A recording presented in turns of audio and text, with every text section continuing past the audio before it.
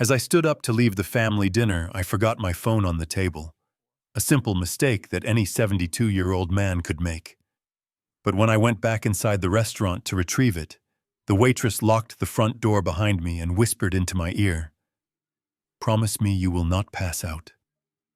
She pulled me into the manager office and pointed at the security monitor. What I saw on that screen made my knees buckle and my blood run cold. My daughter-in-law was not just adjusting my wine glass while I was in the restroom. She was poisoning me, and my son was sitting right there laughing about it.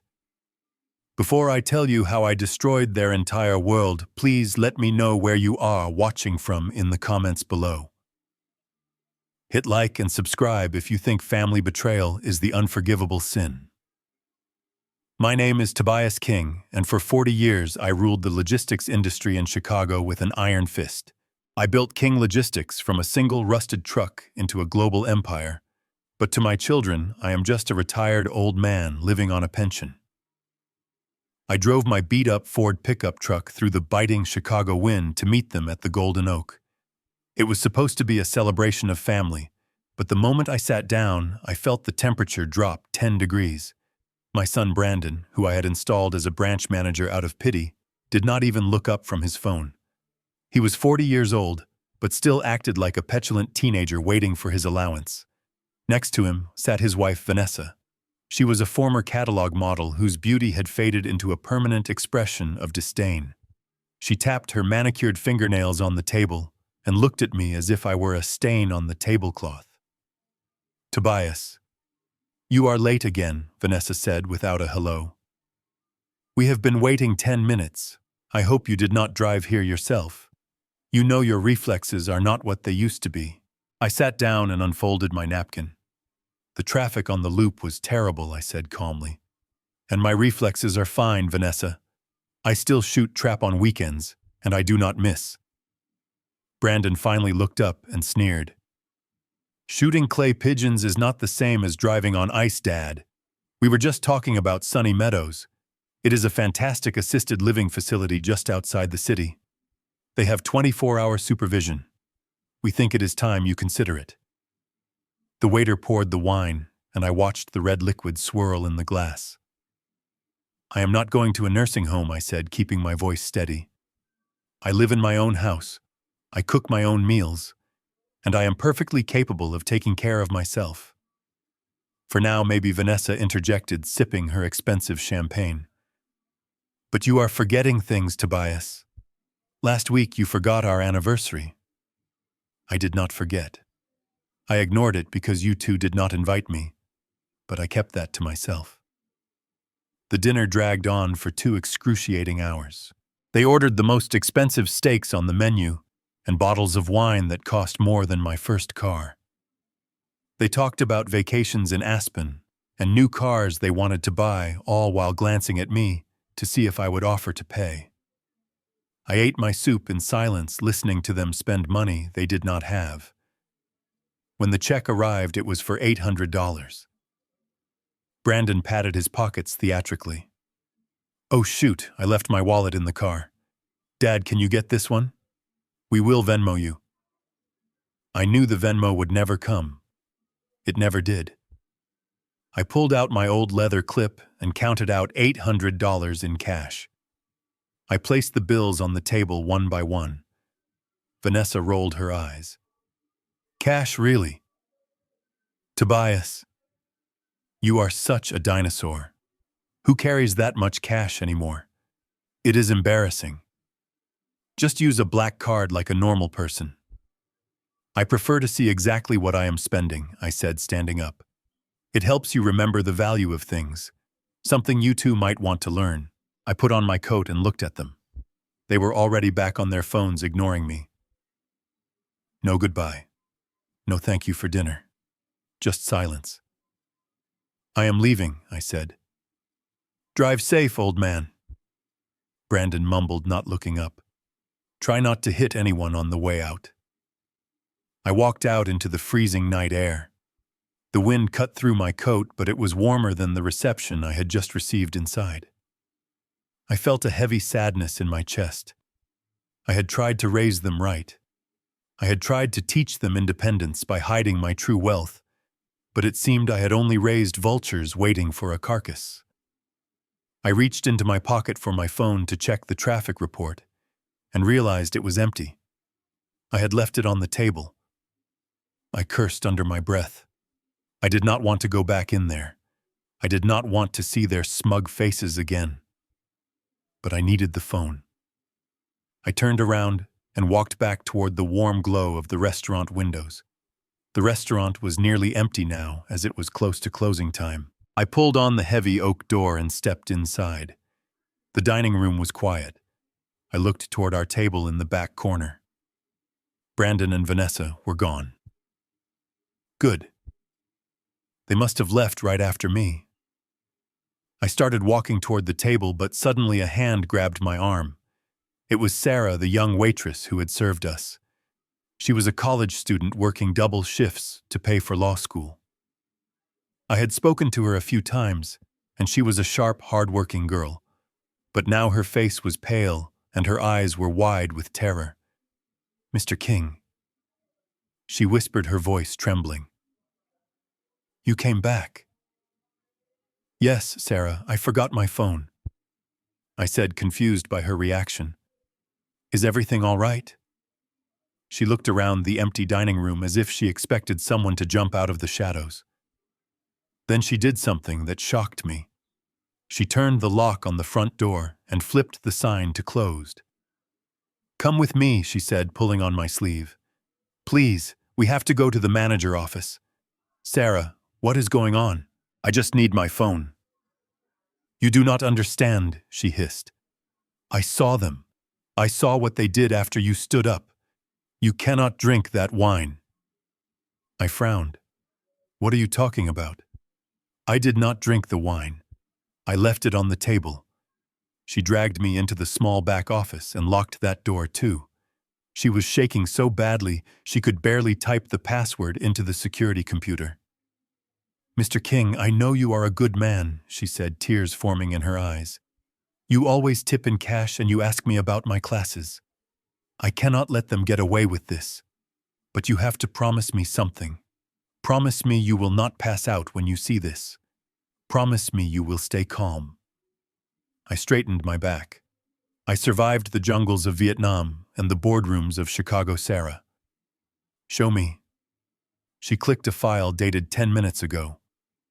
The video feed from the camera directly above table 4 filled the screen. I saw myself standing up on the screen. I saw myself putting on my coat and walking away.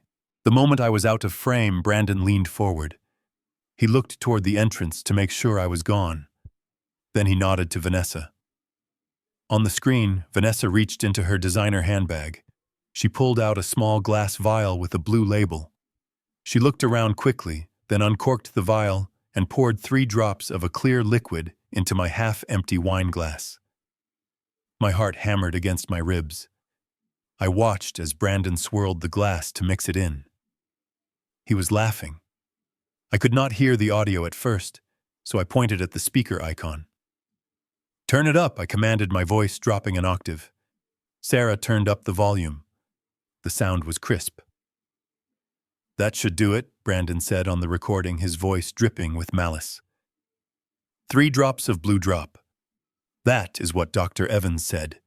It mimics a massive heart attack. By the time the autopsy happens, it metabolizes into nothing. Vanessa put the vial back in her bag. "It is about time," she sneered. "If he does not die tonight, he is going to change his will tomorrow." I saw the appointment on his calendar. $50 million, Brandon. We are not letting him give half of that to some dog shelter or charity foundation. "Make sure he drinks it," Brandon said. "If he did not finish it here, take the bottle home. We will put it in his tea tonight. He always drinks tea before bed. One way or another, the old man checks out tonight." The video ended. The screen went black. I sat there in the office chair, and the silence was deafening. I did not faint. I did not scream. I felt a cold, absolute clarity wash over me. It was a feeling I had not felt since my days in the Marines. It was the feeling of entering a combat zone. They were not just ungrateful. They were not just greedy. They were murderers. They were planning to kill me for money they did not even earn. I looked at Sarah. She was terrified, waiting for my reaction. I reached into my pocket and pulled out my money clip. I took out every bill I had. $5,000 in $100 bills. I placed the stack on the desk. "Sarah, you just saved my life," I said, my voice calm and steady. "This is for your tuition. Now I need you to do two things for me. First, copy that video onto a USB drive. Second, delete it from the restaurant system. They cannot know that I know. Not yet." She nodded, wiping her eyes. "I will do it, Mr. King." "But are you going to the police?" I stood up and buttoned my coat. "The police will come later, Sarah. Right now I have to go home. My son and his wife are waiting for me, and they are expecting a helpless old man." I walked out of the restaurant and into the snow. The wind bit at my face, but I did not feel it. I climbed into my truck and started the engine. As I drove toward the mansion that Brandon and Vanessa thought was theirs, I made a call. Mr. Blackwood answered on the first ring, even though it was almost midnight. "Tobias, is everything all right?" "Activate Red Winter," I said, staring at the road ahead. There was a pause on the other end. "Are you sure, Tobias? That protocol scorches the earth. It will freeze every asset. It will trigger the forensic audits. There is no going back." I know, I said, my grip tightening on the steering wheel until my knuckles turned white. "I want the financial records of Brandon and Vanessa on my desk by tomorrow morning. I want to know every cent they owe and everyone they owe it to. And Blackwood, get the jet ready." I drove through the iron gates of my estate. The lights were on in the living room. They were inside waiting for me, waiting to serve me my last cup of tea. I parked the truck and checked my reflection in the rearview mirror. I did not look like a victim. I looked like Tobias King, the man who had crushed competitors and built an empire. I walked to the front door and opened it. Dad Brandon called out from the living room, his voice fake and cheerful. "You are back. We were just making some tea. Come sit down. It is cold outside." I stepped into the house and closed the door behind me. The lock clicked with a sound like a gun cocking. I smiled a cold, dangerous smile that they had never seen before. "Yes, son," I said, walking toward them. "It is very cold outside. But it is about to get a lot colder in here." I stood next to my rusted Ford pickup, the wind howling off Lake Michigan like a banshee. My hands were shaking slightly, not from the cold, but from the rage I was trying to suppress. I reached into my inner coat pocket to check the time, and my heart sank. It was empty. I checked my pants pockets, then the truck seat. Nothing. I had left my phone on the table. For a moment I considered just leaving it. I could buy a new phone. I had enough money to buy the phone company if I wanted to. But that phone had photos of my late wife, Beatrice, that I had not backed up. I could not lose them. I let out a groan of frustration and slammed the truck door shut.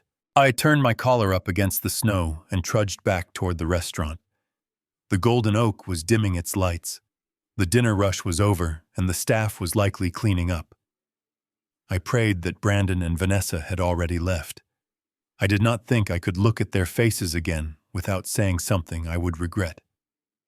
I pulled open the heavy wooden door and stepped into the vestibule, shaking the snow from my shoulders. The hostess stand was empty. The dining room was shadowy, the chairs already overturned on the tables for the night mopping. I took a step forward, scanning the room for table 4. That was when I felt a hand clamp onto my arm. It was not a gentle touch. It was desperate. I spun around, ready to defend myself. It was Sarah, the young waitress who had been refilling our water glasses all night. Her face was chalk white, her eyes wide and terrified. She looked like she had seen a ghost. Before I could ask her what was wrong, she did something that set my internal alarms ringing. She reached past me, turned the deadbolt on the front door, and flipped the sign to closed. Then she grabbed my hand, her fingers ice cold. "Mr. King," she whispered, and her voice was shaking so hard it was barely audible. "You have to come with me, right now." I tried to pull away, confused. "Sarah, I just need my phone. It is on the table." "No," she hissed, cutting me off. "Forget the phone. You need to see this." She dragged me toward the back of the restaurant past the kitchen, where the cooks were scrubbing the grills. She pulled me into the small, cramped manager office and shut the door, locking it from the inside. The room smelled of stale coffee and receipt paper. The only light came from a bank of security monitors on the wall. Sarah stood with her back to the door, breathing hard, as if she had just run a marathon. She looked me dead in the eye, and I saw genuine fear there. Not for herself, but for me. "Mr. King," she said, her voice trembling. "I am going to show you something on these monitors. I am going to show you what happened the second you walked out that door. But you have to make me a promise." She took a deep breath and grabbed my shoulders to steady herself.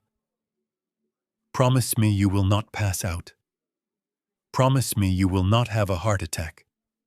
Because what you are about to see is going to break you." Sarah typed a password into the keyboard with trembling fingers, and the black screen flickered to life. The glow from the monitor washed over her terrified face, but my eyes were locked on the grainy footage. It was a bird's-eye view of Table 4, the table I had just left minutes ago.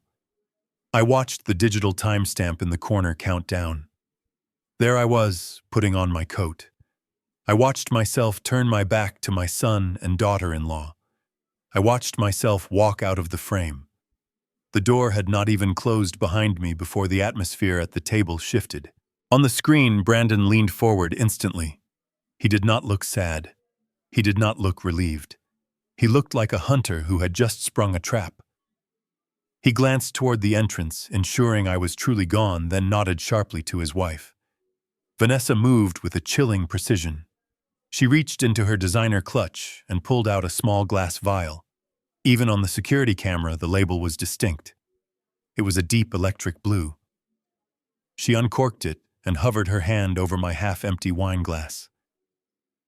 1 drop, 2 drops, 3 drops. She swirled the glass, gently mixing the clear liquid into the expensive Merlot. Sarah clicked the mouse and the audio from the overhead microphone kicked in. It was tinny and slightly distorted, but the words were crystal clear. "That should be enough," Vanessa said, her voice low and venomous. "Dr. Evans swore 3 drops of blue drop is all it takes for a man his age." My hands gripped the edge of the desk so hard the wood groaned. I felt the blood draining from my face. My own son picked up his steak knife and cut into his meat as if they were discussing the weather. "It will be quick," Brandon said with a mouthful of food. "He will go to sleep tonight and his heart will just stop. The coroner will write it off as a massive myocardial infarction. Natural causes. No autopsy. No questions." Vanessa took a sip of her champagne and smiled a smile that I used to think was beautiful, but now looked like the grin of a demon. "Good, because we cannot let him make it to that lawyer appointment tomorrow." I saw the calendar notification on his phone, Brandon. He is planning to rewrite the trust. He wants to give $50 million to that Veterans Foundation. Over my dead body, Brandon laughed, and the sound was like a physical blow to my gut. Or rather, over his dead body. "Once he drinks that tea tonight, we are free. The house, the accounts, the company. It is all ours, babe." The room spun. I felt a cold sweat break out on my forehead. The air in the small office suddenly felt too thin to breathe. I had faced enemy fire. I had faced hostile takeovers. I had buried my wife. But nothing had ever hit me as hard as watching the 2 people I had supported for decades casually plan my execution over dinner. The betrayal was not sharp like a knife, it was heavy, like a collapsing building. My knees gave out, and I slumped into the spare office chair, my vision blurring at the edges. I was not just a father to them anymore. I was an obstacle. a $50 million obstacle that they had decided to remove. I stared at the screen where my son was now raising his glass in a toast to my impending death. The shock was absolute, paralyzing every muscle in my body. They were not waiting for me to die. They were actively killing me. I sat in the dim light of the manager's office and stared at the blank monitor. The silence stretched between us, heavy and suffocating. Sarah stood in the corner, wringing her hands, waiting for the breakdown. She expected me to weep. She expected the trembling chin and the broken sobs of a father, realizing his own flesh and blood wanted him dead. But tears are for grief, and I was past grief. What I felt building inside me was not sorrow. It was a cold, hard rage. It was the same icy calculation I felt before a hostile corporate takeover. It was the feeling of a general looking at a map and realizing the enemy had breached the perimeter. I looked down at my hands. These were hands that had changed tires in the mud and signed multi-million-dollar contracts. I had spent the last 5 years playing a role, the role of the retired pensioner living on a fixed income. I drove a rusted Ford, not because I had to, but because I wanted to teach them a lesson. I wanted Brandon and Rachel to learn the value of $1. I wanted them to build their own ladders instead of climbing on my back. I thought I was being a wise patriarch. I thought I was teaching them grit. God. I was a fool. A sentimental, blind old fool. I closed my eyes, and the memories flooded back, not with nostalgia, but with the clarity of an autopsy. I remembered the times I had secretly bailed Brandon out, the $50,000 in credit card debt he racked up in Vegas that I paid off through an anonymous shell company so he would not feel like a failure. The down payment on his house that I funneled through a trust so he would think he qualified for the loan on his own merit. I thought I was helping him stand. I thought I was giving him a safety net. I was not helping him. I was crippling him. I was feeding a monster. I had watered the weeds thinking they were flowers, and now those weeds had grown thorns long enough to pierce my heart. I had created this entitlement. I had nurtured their greed with my silence and my secret bailouts. They did not see a father when they looked at me. They saw a walking ATM that had malfunctioned. They saw a barrier between them and the lifestyle they felt they deserved simply for existing. I looked back at the black screen where moments ago my son had laughed about my death. That was not the boy I taught to fish on Lake Geneva. That was not the child I held when he scraped his knees. That boy was dead. He had been consumed by a rot so deep it had eaten away his soul. I had not raised a son. I had raised a viper. And when you find a viper in your bed, you do not try to reason with it. You do not ask it why it wants to bite you. You do not cry over it. You cut off its head. The rage settled in my gut, heavy and solid like a stone. It was not the hot fire of temper that burns out quickly. It was the absolute zero of indifference. They wanted the King Empire. They wanted the power and the money. Well, they were going to get the full weight of the King Empire crashing down on their heads. I took a deep breath, and the air felt sharp in my lungs. The father was gone. The CEO was back, and he was about to fire everyone. I looked up at Sarah, who was still standing by the door, her hands twisting her apron nervously. She reached into her pocket and pulled out my old smartphone. The screen was cracked in the corner, another detail I had maintained to keep up the illusion of a struggling retiree. She handed it to me as if it were a live grenade. I took it off the table before I locked the door, she said softly. I did not want anyone else to see it or take it. I took the device. It felt heavy in my hand, heavier than it should. This piece of plastic and glass had just saved my life. If I had not forgotten it, I would have gone home, drank that tea, and been dead by morning. Fate, it seemed, had a twisted sense of humor. But fate also required financing. I reached into the inner pocket of my coat. I did not carry a wallet. I carried a money clip, a habit from the days when I had to pay dock workers in cash to get shipments moving during the strikes of the 80s. I pulled out the stack of bills I had withdrawn earlier that week for an emergency fund I hoped I would never need. $1,500 bills. $5,000. I walked over to Sarah and held out the stack. Her eyes widened, darting from the money to my face. "Mr. King!" "I cannot," she stammered, taking a step back. "I did not do this for money. I did it because it was right." "I know you did, Sarah," I said, my voice low and firm. "That is exactly why you are going to take it. In my world, doing the right thing usually gets you punished. I am making sure this time it gets you rewarded." I took her hand and pressed the bills into her palm. Her fingers closed around them instinctively. "Consider this a down payment on your law school tuition, or a tip for the best service I have ever received. But understand this. I am buying more than just your silence. I am buying your absolute loyalty." She looked down at the money, then up at me. The fear in her eyes was replaced by a steeliness I recognized. It was the look of someone who had just chosen a side. She nodded once. "Good," I said. "Now I need you to do two things for me, and they need to happen right now. Do you have a USB drive? Anything portable?" She nodded again and rummaged through the messy desk drawers, pushing aside old receipts and pens until she produced a small silver thumb drive. "The manager keeps one here for system backups." "Plug it in," I commanded, pointing to the security tower. "Copy that video file. Copy the audio. Copy everything from the last hour." And then I leaned in closer, my shadow falling over the desk. "I want you to wipe the hard drive. Delete the footage from the system. Scrub it so clean that even a forensic team could not find a pixel of what happened tonight. As far as the world is concerned, I ate dinner, I paid cash, and I left.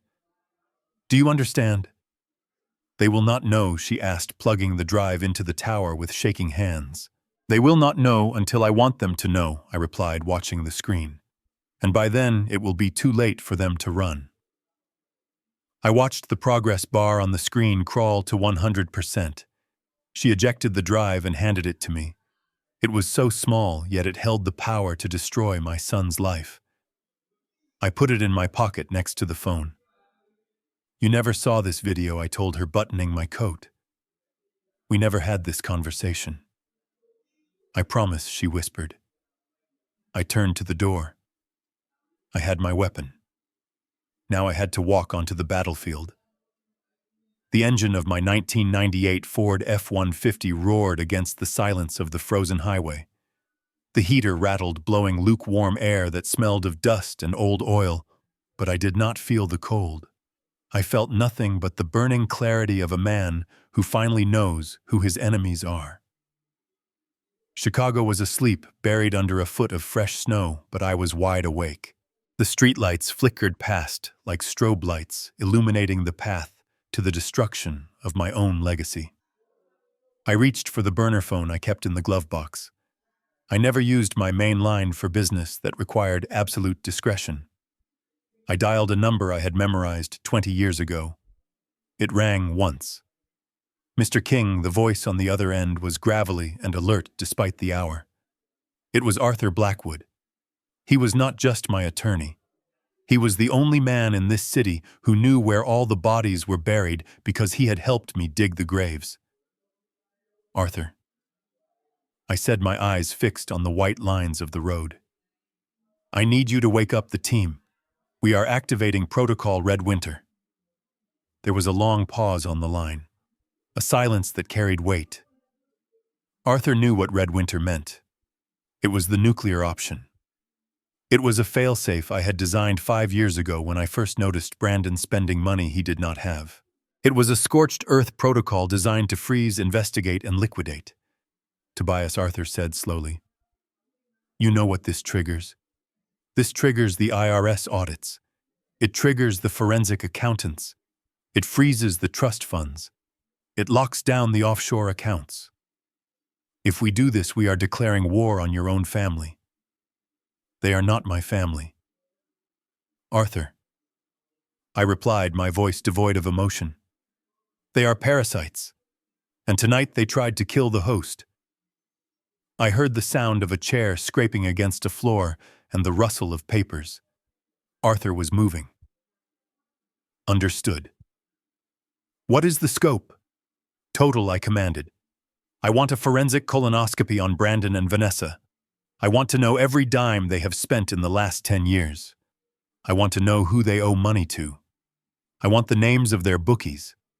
I want the balance of their secret credit cards. I want to know the name of the doctor Vanessa sees and the pharmacist she uses. I want their financial souls on my desk by 6 a.m. Consider it done, Arthur said. And Tobias, be careful. If they are desperate enough to trigger this, they are desperate enough to do anything. I hung up and tossed the phone onto the passenger seat. I stared out at the dark skyline of the city I helped build. They thought I was a senile old man who forgot his glasses. They thought I was weak because I chose to live simply. They had forgotten who I was. I was the man who broke the Teamsters' strike in '82. I was the man who survived the hostile takeover of '99. I was not a victim. I turned the truck onto the private road that led to my estate. The iron gates loomed ahead, coated in ice. Through the trees I could see the lights of the main house. It looked warm and inviting, a sanctuary from the storm. But I knew better. It was a snake pit. Brandon and Vanessa were in there right now, probably boiling water for tea, probably rehearsing their lines, probably checking their watches, wondering why the old man was taking so long to come home and die. I gripped the steering wheel until my leather gloves creaked. Let them wait. Let them think they have won for a few more hours. Tomorrow morning, when their credit cards are declined and their accounts are frozen, they will realize that winter has come. And it is going to be a long, cold season for the King family. I shifted the truck into low gear and drove through the gates, ready to play the performance of a lifetime. I pushed open the heavy oak door, and the warmth of the foyer hit me instantly, a stark contrast to the freezing wind outside. I took a moment before stepping onto the marble floor. I let my shoulders slump. I relaxed my facial muscles, letting my jaw go slack. I shuffled my feet slightly as I walked, dragging the left one just a bit, a fake limp I had perfected over the last year to test their patience. Now it was testing their resolve to kill me. Brandon was in the hallway before I even got my coat off. Dad, thank God. He rushed over, grabbing my arm with a grip that felt more like a shackle than a helping hand. We were getting so worried. You have been gone for hours. You did not answer your phone. I looked at him. I looked into the eyes of the boy I had taught to ride a bike, the man who had just toasted to my death less than an hour ago. I wanted to smash his teeth down his throat. Instead, I blinked slowly, my eyes unfocused, and patted his hand with a trembling touch. I am sorry, son, I mumbled, my voice raspy and weak. The roads were slick, and my eyes. The night driving is getting harder. I think I got turned around near the highway. I feel so tired, Brandon. So very tired. Vanessa appeared from the living room wearing a silk robe that probably cost more than my truck. She had a look of practiced concern plastered on her face, but I could see the tension in her jaw. She was like a coiled spring. Oh, Tobias. You poor thing, she cooed, walking over and taking my coat. You look frozen solid. Come in by the fire. We stayed up because we just could not sleep until we knew you were safe. Safe. The word tasted like bile. They wanted me safe so they could kill me properly.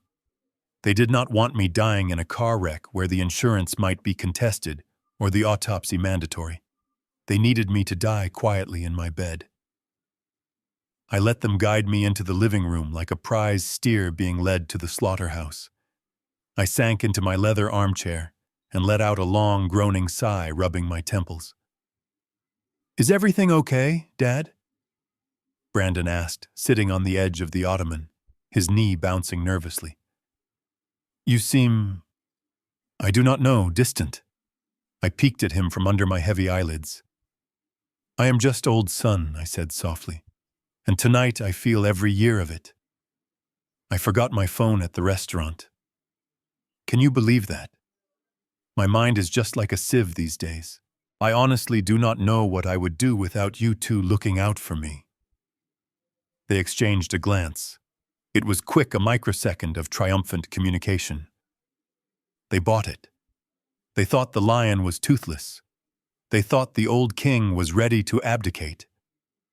Vanessa smiled, and it was terrifying. "Well, that is exactly why we are here, Tobias. To take care of you. You just relax. You do not have to worry about anything anymore. I am going to go into the kitchen. I think what you need is something warm to settle your stomach before bed. Maybe a nice special herbal tea." "That sounds lovely, my dear," I said, closing my eyes. "Just lovely." I heard her heels clicking on the hardwood floor as she walked toward the kitchen, toward the poison. I sat there in the silence with my son breathing the same air as the man who wanted to stop my heart, and I waited. The performance of a lifetime was just beginning. I survived the night only because I had triple locked my bedroom door and wedged a heavy oak chair under the handle like a paranoid soldier in a trench. But morning brought a new battlefield. I walked down the grand staircase of my own home, gripping the banister, not for support, but to keep myself from charging into the kitchen and strangling the life out of the people who were supposed to love me. The house smelled of bacon and coffee, the scent of a perfect American morning, but underneath it was the metallic tang of betrayal. Vanessa was already at the stove. She was humming a little tune, something cheerful and light, that contrasted sharply with the murder weapon she was preparing on the counter. She turned as I entered, her smile bright and predatory. "Good morning, Tobias," she chirped, wiping her hands on a dish towel. "You slept late. We were getting worried. I made you a special breakfast, and your tea. I know how much you love your morning herbal tea." She picked up a delicate china cup from the island. Steam curled off the surface in lazy gray ribbons. She walked over to the table where I sat and placed it in front of me with the care of a bomb disposal technician handling a live wire. "It is a new blend," she said, her voice dripping with artificial sweetness. "It is supposed to be wonderful for circulation and heart health. Dr. Evans highly recommended it for someone of your constitution." I looked down at the dark liquid. It looked innocent enough. But as the steam hit my face, I smelled it. It was faint, masked by the scent of peppermint and chamomile, but it was there. The unmistakable sickly sweet aroma of bitter almonds, cyanide or whatever synthetic derivative they were calling Blue Drop these days. It was not just a cup of tea. It was a death sentence in porcelain. I looked up at Brandon. My son was sitting across from me, pretending to read the Wall Street Journal, but his eyes were not moving across the text. He was watching me over the top of the paper. His leg was bouncing under the table, a nervous staccato rhythm that betrayed his anticipation. He looked like a man who had placed a winning bet on a horse and was just waiting for it to cross the finish line. He was waiting for me to die. "Drink up, Dad," Brandon said, lowering the paper slightly. "You need to keep your strength up. We have a big day ahead of us." My hand trembled as I reached for the cup. This time I did not have to act. The sheer audacity of it made my nerves vibrate. I lifted the cup slowly, bringing it toward my lips. The heat radiated against my skin. I saw Brandon stop breathing. He leaned forward imperceptibly, his eyes locked on the liquid. Vanessa stood by the sink, gripping the edge of the counter, her knuckles white. They were frozen in a tableau of greed, waiting for the old man to take his final sip. I held the cup inches from my mouth, letting the steam cloud my glasses. I could feel their desperation. It was thick in the air, suffocating and heavy. They wanted this over. They wanted the money. And in that moment, holding my own death in my hands, I decided exactly how I was going to disappoint them. I brought the cup closer, my hand beginning to shake with a tremor that started subtle but quickly became violent. It was a performance I had practiced in the mirror, but now with the adrenaline pumping through my veins, it felt almost natural. "Oh dear," I stammered, letting the saucer rattle against the cup. "My hands. They are locking up again." "Just hold it steady, Dad," Brandon said through gritted teeth, leaning over the table. "Just take a sip." I let my eyes widen in fake panic. I jerked my wrist, a spasm of pure theatrical genius. The delicate china cup flew from my grip. It did not just fall. It launched across the room, arcing through the air like a mortar shell. It smashed directly into the stone hearth of the gas fireplace, shattering into 1,000 jagged shards. The dark liquid splashed onto the ceramic logs and hissed violently. A plume of acrid smoke rose up, and for a second the flames flared a bright, unnatural green before settling back to blue. No, Vanessa screamed. It was not a scream of surprise. It was a scream of pure, unadulterated loss. She scrambled across the kitchen, slipping on her high heels, her face twisted in a mask of absolute fury. She stared at the puddle of tea sizzling on the hearthstone as if I had just spilled a bag of diamonds. "You clumsy old fool," she shrieked, turning on me. "Do you have any idea what you just did?" That was special. That was irreplaceable. I shrank back in my chair, making myself look smaller and frailer. "I am so sorry," I whined, my voice pitching up into the tremulous register of the elderly. "It just slipped, Vanessa. My fingers, they just went numb. I did not mean to ruin the rug. I will pay for the cleaning, I promise." "It is not about the damn rug," she yelled, her hands shaking as she pointed at the fireplace. "You wasted it.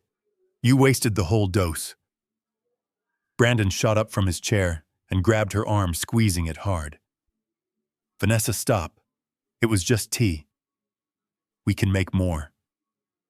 He glared at her, a warning look that said, "Shut up before you give the game away." But I saw the panic in his eyes, too. He looked at the empty hearth, then back at me.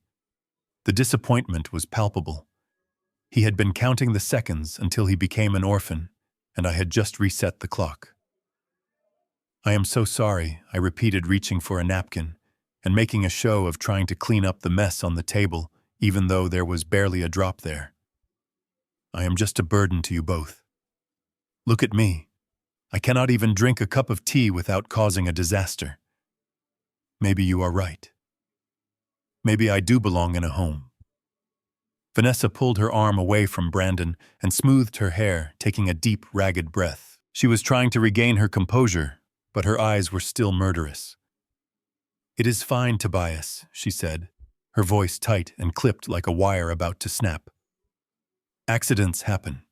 It is just that the tea was very expensive, imported, and we are out of it now." "Oh no," I said. "Well, I will just have coffee then." "No," Brandon said quickly, too quickly. "No coffee, Dad. It is bad for your blood pressure. You know what? Why do you not go rest in the library? Vanessa and I will clean this up." I nodded slowly, standing up and using the table for support. "Thank you, son. You are a good boy. I do not know what I would do without you." I shuffled out of the kitchen, leaving them staring at the drying puddle of poison. As I turned the corner into the hallway, I straightened my back just a fraction. Round one to the old man. But I knew the game was far from over. They were desperate now, and desperate people make mistakes. I just had to be ready to catch them when they fell. I shuffled into the library, closing the heavy mahogany doors behind me. The moment the latch clicked, my posture changed. The frail old man vanished. I walked to my desk and opened the bottom drawer. Inside was a small velvet box. My family thought it contained my hearing aids. They were always making fun of me for needing them, shouting at me like I was an idiot whenever they wanted my attention. But these were not for amplifying sound. They were military-grade surveillance receivers. I had installed the transmitters behind the crown molding in the kitchen 6 months ago, not because I suspected murder, but because I suspected they were stealing my silverware. It turns out they were stealing a lot more than spoons. I put the device in my left ear and tapped the side. The static cleared instantly. It was like I was standing right next to them in the kitchen. I could hear the dishwasher humming. I could hear Vanessa pacing back and forth, her heels clicking on the tile like a ticking time bomb. "That was the last dose, you moron," Vanessa hissed. Her voice was sharp enough to cut glass. "Do you have any idea how hard it was to get that vial? Dr. Evans made me pay double because of the risk, and now it is burning on the fireplace logs." Brandon sounded pathetic. "Stop yelling at me, Ness. It was an accident. The old man has the shakes. What was I supposed to do, force feed him off the floor? He is losing his motor functions." "It happens." "We do not have time for accidents," Vanessa snapped. "The bridge loan is due on Friday. If Tobias is not in a body bag by Thursday morning, the bank seizes everything. The house, the cars, my studio, we will be on the street, Brandon. Do you understand that? We are underwater. If we do not get that life insurance payout and the inheritance, we are dead." I leaned back in my leather chair, staring at the ceiling. So that was it. A bridge loan. They were leveraging assets they did not even own yet to pay for a lifestyle they could not afford.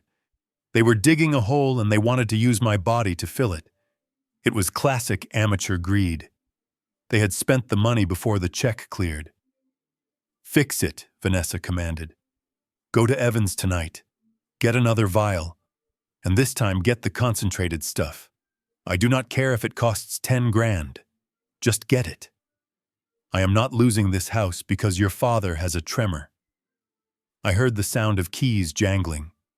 Brandon was moving. "I will go now," he said. "But Evans is going to be suspicious. He said the last batch was enough to kill a horse."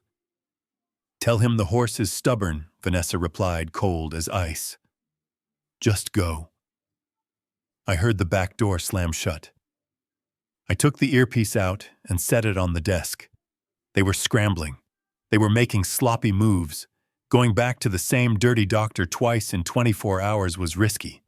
It left a trail, and I was going to be right there to map it out. But first, I had to make sure they could not get to me tonight. If they came back with a stronger dose, they would try to force it on me. I needed to secure the perimeter, and I needed to make sure my own medicine cabinet was not a death trap. I walked into my master bathroom and turned the lock with a soft click. The room was cold, the tile floor seeping a chill through my socks. I stared at the medicine cabinet mirror. My reflection looked back at me, tired, gray, but alert. I opened the cabinet door. There it was, sitting on the middle shelf. My prescription digoxin. The bottle looked innocent enough. Orange plastic. White child-proof cap. My name typed on the label. But in this house, innocence was a luxury I could no longer afford. If they were willing to poison my tea right in front of me, they were certainly willing to tamper with my daily meds. It was the oldest trick in the book. Swap the life-saving heart pills for cyanide capsules, or simply replace them with nothing and let nature take its course. The autopsy would just show a man with a bad heart who missed a dose or took the wrong thing. Plausible deniability. It was smart. It was clean. And it was exactly what I would do if I were them. I grabbed the bottle and twisted the cap. The safety seal was broken. Had I broken it yesterday morning? Or had Vanessa broken it during her cleaning rounds? I could not remember. And doubt was a luxury that got men killed. I dumped the small white tablets into the toilet bowl. They rattled against the porcelain. I watched them swirl away into the sewer. Goodbye, heart health. Hello, survival. But I could not just leave the bottle empty. If Vanessa checked and saw it was empty, she would know I was onto them. She would know the game was up, and they might switch to more violent methods. I needed a decoy. I rummaged through my travel kit, the one I kept packed for emergencies, in the bottom drawer. I found a bottle of vitamin C tablets I used to take during flu season. They were roughly the same size, just a slightly different shade of white. Close enough for a cursory glance in a dim bedroom. I took out my pocket knife and scraped the manufacturer imprint off the top of 20 tablets. It was tedious work, my hands steady despite the adrenaline coursing through me. I blew the chalky dust away and dropped the vitamins into the prescription bottle. I gave it a rattle. It sounded right.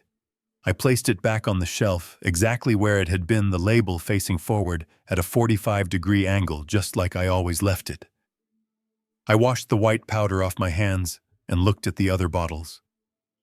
Blood pressure meds, cholesterol. I flushed them all, every single pill.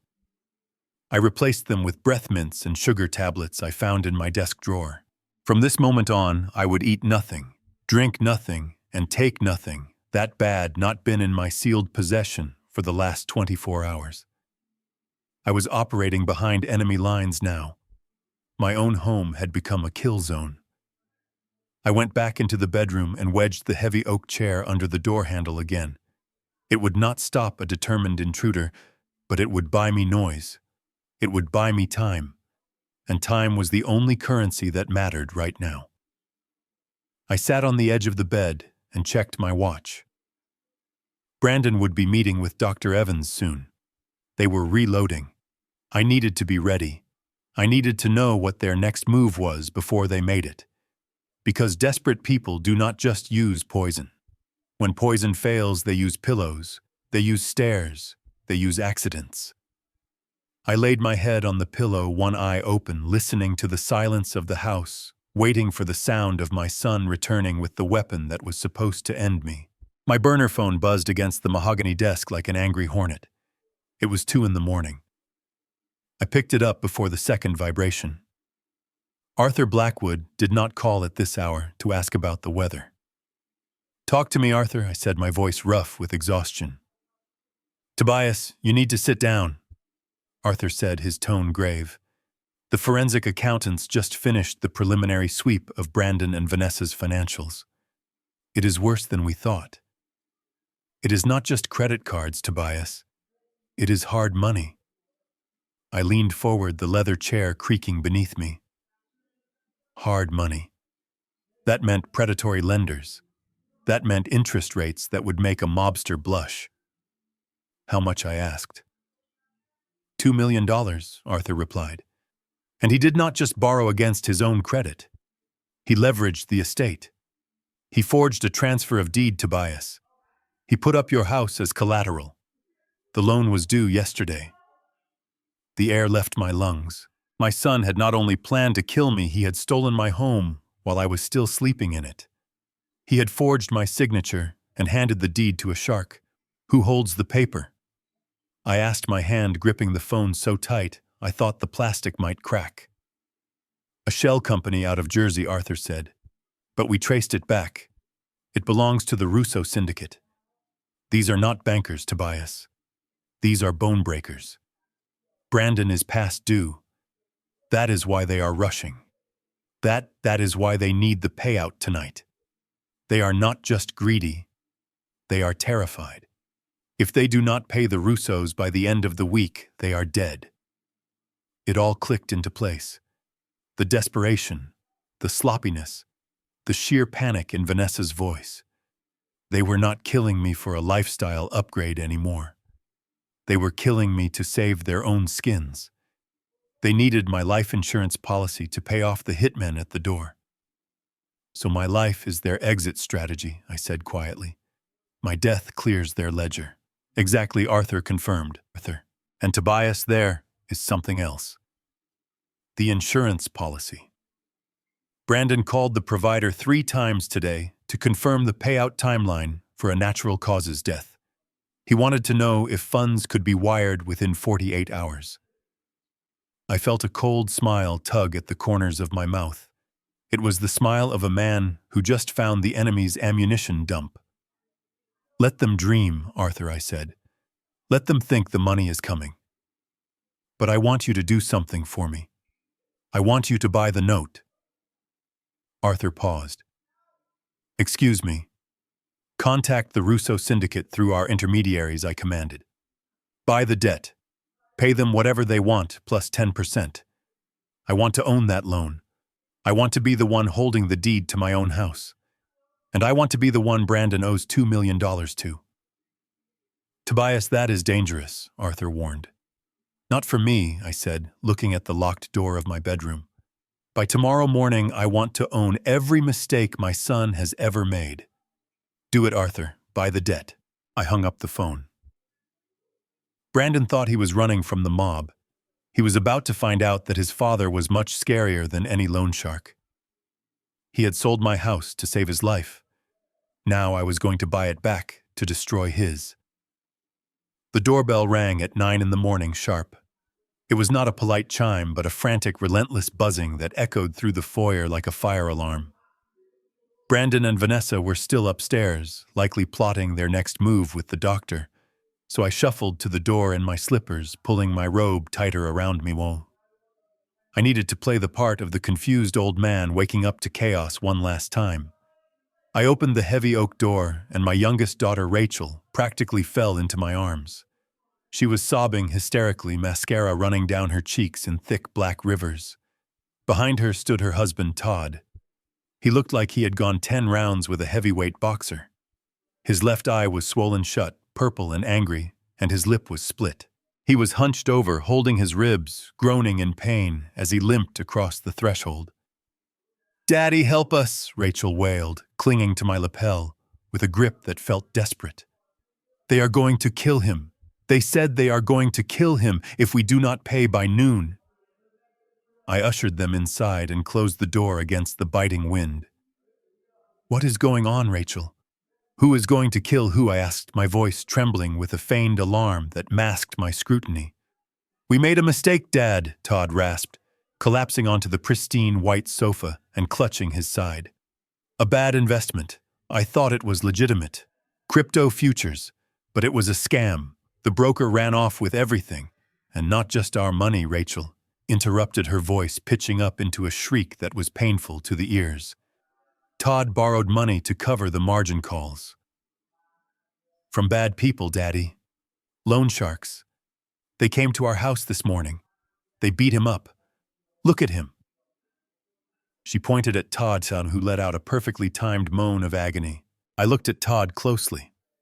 I had seen men beaten by loan sharks before, back in the days when the unions ran the docks. I knew what a lead pipe did to a human face. Todd's bruising was too uniform, too purple. It looked less like blunt force trauma and more like the theatrical makeup kit Rachel used for her community theater productions. As I leaned in to help him adjust a pillow, I smelled it. Not the metallic tang of fresh blood or the sour reek of fear sweat. I smelled latex and spirit gum. "How much do they want?" I asked, my face a mask of grandfatherly concern, while my mind calculated their angle. $200,000, Rachel blurted out. The number came out too fast, too rehearsed. "I need cash, Daddy. They will not take a check. They said if I don't bring a bag of cash to the marina by 1 o'clock, they will put Todd in a cement mixer. You have to help us. You are the only one with that kind of retirement fund." I looked at my daughter. My little girl, who used to cry when her goldfish died, was now standing in my foyer, lying to my face about a life-or-death situation to swindle me out of my pension. The audacity was breathtaking. She was not asking for help. She was robbing me with a smile and a sob story. 200,000, I repeated slowly, rubbing my chin as if doing complex math. "Rachel, that is my entire nest egg. That is everything I have saved for my medical bills. If I give you that, I have nothing. I know, Daddy, and I am so sorry," she sobbed, grabbing my hand and squeezing it with cold, clammy fingers. "But it is Todd's life. You cannot let him die. We will pay you back, I swear. We have an insurance settlement coming. We will pay you back double." There was no theft. There was no insurance settlement. And there were certainly no loan sharks. I could see the greed shining in her eyes behind the fake tears. She did not look terrified. She looked impatient. She was checking the grandfather clock in the hall, calculating how long it would take me to drive to the bank. I took a deep breath, letting my shoulders sag as if defeated. "Okay," I said. "Stay here. Let me go get my checkbook from the study. I cannot let anything happen to family. Rachel let out a breath she had been holding and hugged me. Thank you, Daddy. You are a hero. I patted her back, feeling the tension in her frame. I am no hero, Rachel, I thought as I turned toward my study. I am just the man who is about to cancel your show. I walked into my study and closed the door, leaving it cracked just enough to hear them whispering in the hallway. I did not go to the safe where I kept my checkbook. Instead, I walked to the heavy oak desk and leaned against it, taking a moment to control the disgust that was rising in my throat, like bile. The performance in the foyer had been nauseating, but necessary. I needed them to believe I was the terrified, helpless father they wanted me to be. I could hear them outside. The sobbing had stopped instantly the moment my back was turned. Do you think he has that much liquid? Rachel whispered, her voice sharp and devoid of the terror she had just been projecting. He better, Todd hissed back. If he does not, we are going to have to sell the boat before we even buy it. And I am not driving that piece of junk sedan to the club another week. I shook my head. They were not even trying to hide it well. I opened the top drawer of my desk and shuffled some papers around, making enough noise to simulate a frantic old man searching for his assets. A moment later, the door creaked open. Todd limped into the room, dragging his leg with a theatrical grimace. He was clutching his side again, but I noticed he had switched hands. In the foyer, he was holding his left side. Now he was holding his right. Dad, he wheezed, leaning heavily against the doorframe. Please hurry. The guys, they said they would be calling soon. If we do not have the cash, they are coming back. I looked at him over the rim of my glasses. I motioned for him to come closer. Come here, son, I said, my voice trembling with feigned anxiety. Let me see. I want to make sure nothing is broken. If they hurt you that bad, we should be calling an ambulance, not a bank. Todd panicked. No ambulance, no police. They said if we call the cops, they will kill Rachel too. Just the money, Dad. That is all they want. He shuffled closer into the pool of light from the desk lamp. I reached out and touched his face near the swollen purple bruise on his eye. He flinched, but not from pain. He flinched because he was afraid I would smudge his work. Under the bright halogen bulb, the deception was even more pathetic. The bruising did not have the yellowing edges of old trauma or the deep redness of fresh impact. It was flat, painted, and the split lip was just a line of crimson wax. My poor boy, I murmured, forcing my hand to be gentle when all I wanted to do was slap the makeup off his face. $200,000. That is a lot of money, Todd. That is the sale of the cabin. That is my heart surgery fund. Are you sure there is no other way? Todd grabbed my arm, his grip surprisingly strong for a dying man. Dad, listen to me. These are animals. They do not care about your heart. They want their money. 200,000. Today, or I am a dead man. Do you want Rachel to be a widow? Do you want that on your conscience? He was pushing hard, using fear as a crowbar to pry open my wallet. He loomed over me, trying to use his size to intimidate, trying to make me feel small and powerless. I pulled away gently and opened the checkbook. I stared at the blank line. $200,000. It was a fortune to most people. To me, it was a rounding error. But it was the principle. They were trying to steal my dignity along with my money. I need to verify the account balance, I said, my pen hovering over the paper. I need to make sure the transfer will clear. I do not want you showing up to these bad men with a bounced check. That would be dangerous, wouldn't it? Yes, Todd breathed, his eyes glued to the checkbook. Yes, check. Hurry. I opened my tablet, which was sitting on the desk. Todd thought I was logging into my bank account. He did not know I was opening the app that controlled the hidden cameras I had installed in every property I owned, including the one I had bought for Rachel 3 years ago. Just a moment, I said, tapping the screen. The internet is slow today. I watched Todd's reflection in the darkened window. He straightened up when he thought I wasn't looking, dropping the injured act completely to check his watch. He looked bored, impatient. I looked down at the tablet screen as the video feed loaded. It was time to see what my loving daughter and her battered husband were really doing when they thought no one was watching. I swiped through the security app interface, my finger hovering over the file labeled Living Room Main Feed. The timestamp read 10:30 p.m. last night, less than 12 hours ago. I tapped play. The video loaded instantly in high definition thanks to the fiber optic cables I had paid to have installed in their home. The image that filled the screen was not a scene of terror or intimidation. It was a party. There was Rachel, my daughter, who was currently sobbing in my foyer about imminent death. On the screen, she was wearing a silk cocktail dress, holding a flute of champagne and dancing around the kitchen island. And there was Todd, the man standing next to me, clutching his ribs and wheezing like a dying lung cancer patient, was on the screen doing the moonwalk across the hardwood floor. His face was spotless, no purple bruise, no split lip, no swelling. He looked healthy, arrogant, and very drunk. I adjusted the volume, keeping it low enough that the real Todd could not hear his digital ghost. The audio was crisp.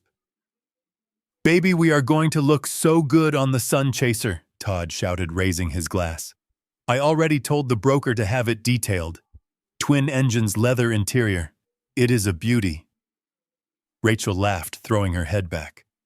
"It is about time we upgraded. I am so sick of renting when we go to the lake. We deserve this, Todd. We work so hard." I gritted my teeth. Neither of them had held a real job in 5 years. I had subsidized their lifestyle under the guise of consulting fees for the family business, fees for work they never did. "But what about the old man?" Todd asked on the video, taking a swig from the bottle. "Do you think he will buy the loan shark story? It is pretty extreme." Rachel smirked. "Please. He is so desperate to be the protector. Ever since Mom died, he walks around with that guilt complex. I just have to squeeze out a few tears, mention how scary the bad men are, and he will crack open that checkbook faster than you can say inheritance. He is an old soft bank vault, Todd. We just have to know the combination.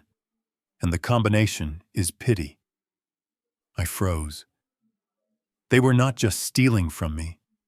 They were weaponizing my grief. They were using the death of my wife, the mother Rachel claimed to miss so much, as a psychological lever to pry open my wallet. They were laughing at my pain while planning to buy a yacht with my life savings. I watched as Todd grabbed a makeup kit from the counter. "All right, let me practice the limp," he said. He started dragging his leg around the kitchen, exaggerating a wince. "How is this? Do I look like I owe 50 grand to the mob?" "You need more purple around the eye," Rachel directed, giggling. "Make it look like they really worked you over. He needs to be scared, Todd. He needs to think you are going to die." I paused the video. The image froze on Todd's face mid-laugh. I looked up from the tablet. The real Todd was leaning against my bookshelf, checking his watch with a bored expression. When he felt my gaze, he immediately grabbed his side and let out a pathetic groan. "Dad, is it loading?" he rasped. "We are running out of time." I closed the tablet cover with a soft snap. The rage I had felt earlier was gone, replaced by a cold, surgical precision. I knew exactly what I was dealing with now. I was not dealing with family. I was dealing with parasites. And you do not negotiate with parasites. You exterminate them. "Yes, Todd," I said, my voice flat and calm.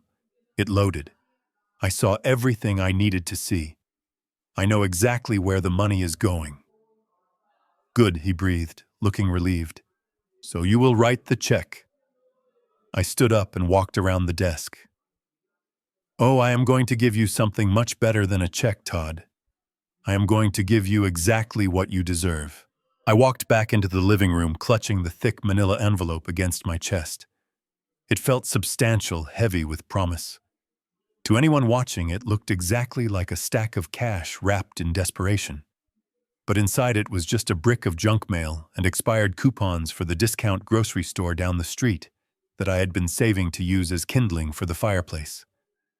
I shuffled my feet, dragging them slightly on the carpet, playing the part of the reluctant, terrified father one last time. Rachel shot up from the sofa the moment she saw me.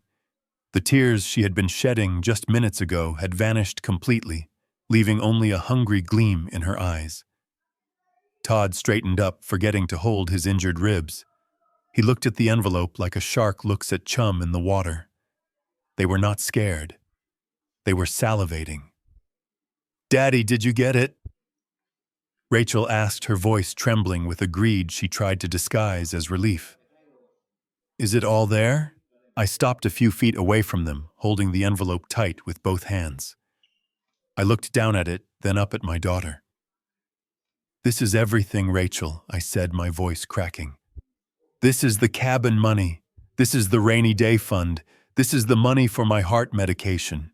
If I give this to you, I have nothing left. Are you sure there is no other way?" Rachel did not hesitate. Not for a second.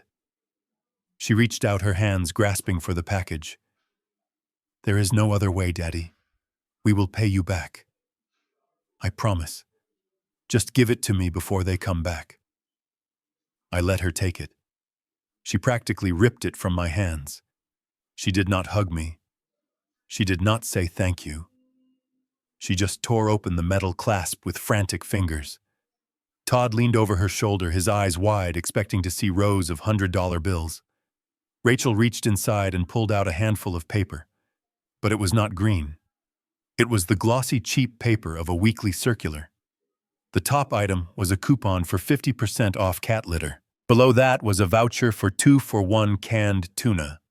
And below that, a discount flyer for a funeral home pre-planning service. The silence in the room was absolute. It was heavy and thick. Rachel stared at the cat litter coupon in her hand, as if it were an alien artifact. Todd looked at the empty envelope, then at the coupons, then at me, his fake bruised face contorted in confusion.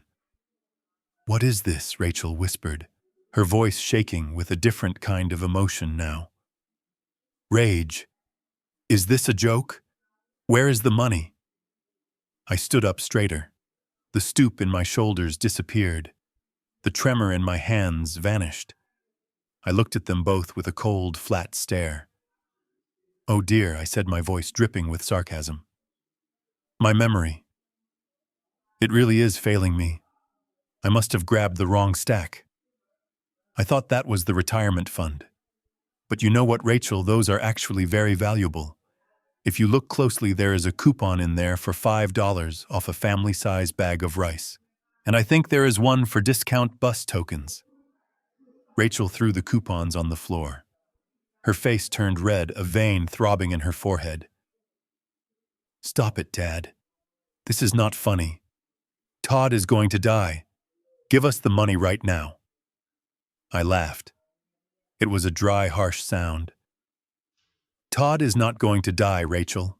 Unless he dies of alcohol poisoning on that yacht you two were talking about last night. Or maybe he will die of embarrassment when everyone finds out he uses cheap theater makeup to fake a beating." Todd froze.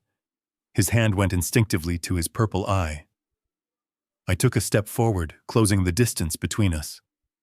"I watched your little performance on the security cameras," I said, my voice hard as iron. "I saw the champagne. I heard the jokes about the old soft bank vault. Well, guess what, kids? The vault is closed, and I suggest you hold on to those coupons. Because starting tomorrow, you are going to need every single cent off you can get." "My vision is so blurry these days," I said, pointing at the scattered papers with the tip of my cane. "But I think that one right there is for a 2-for-1 deal at the local laundromat. You should take it, Todd. Since you are going to be sweating so much trying to pay off your imaginary debts, you will need to wash your clothes often. And look, there is a flyer for the Community College Career Center.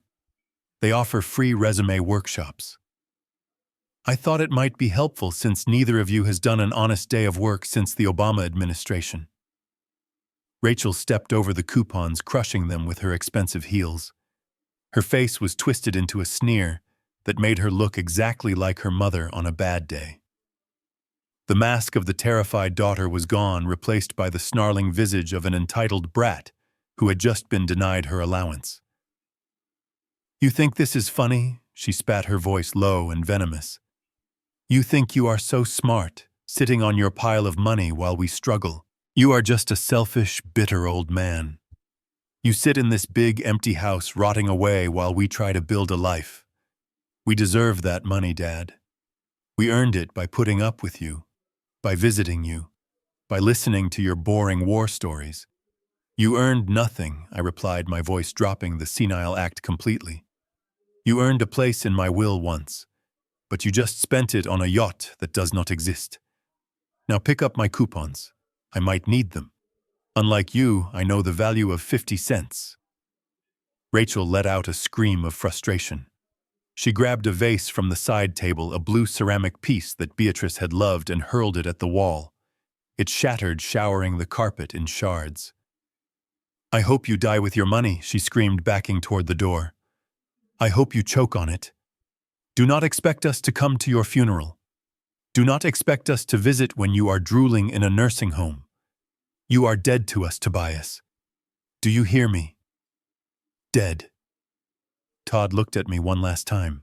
He touched his fake black eye, which was now smudged with sweat, revealing the healthy skin underneath.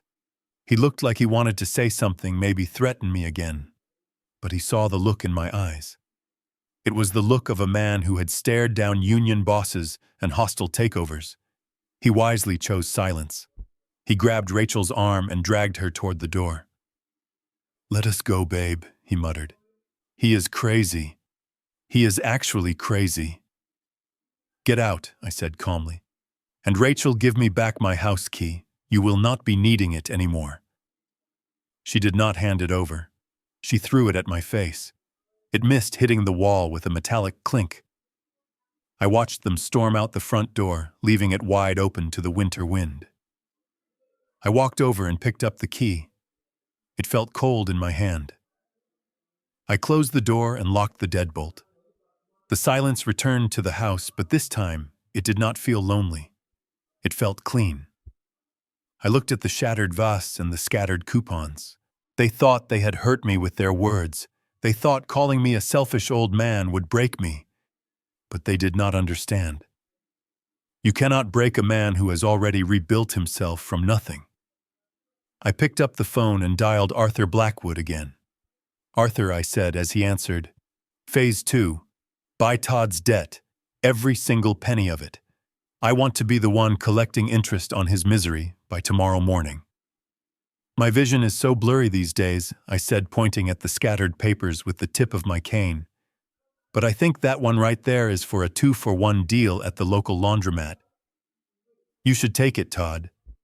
Since you are going to be sweating so much trying to pay off your imaginary debts, you will need to wash your clothes often. And look, there is a flyer for the Community College Career Center. They offer free resume workshops. I thought it might be helpful since neither of you has done an honest day of work since the Obama administration." Rachel stepped over the coupons, crushing them with her expensive heels.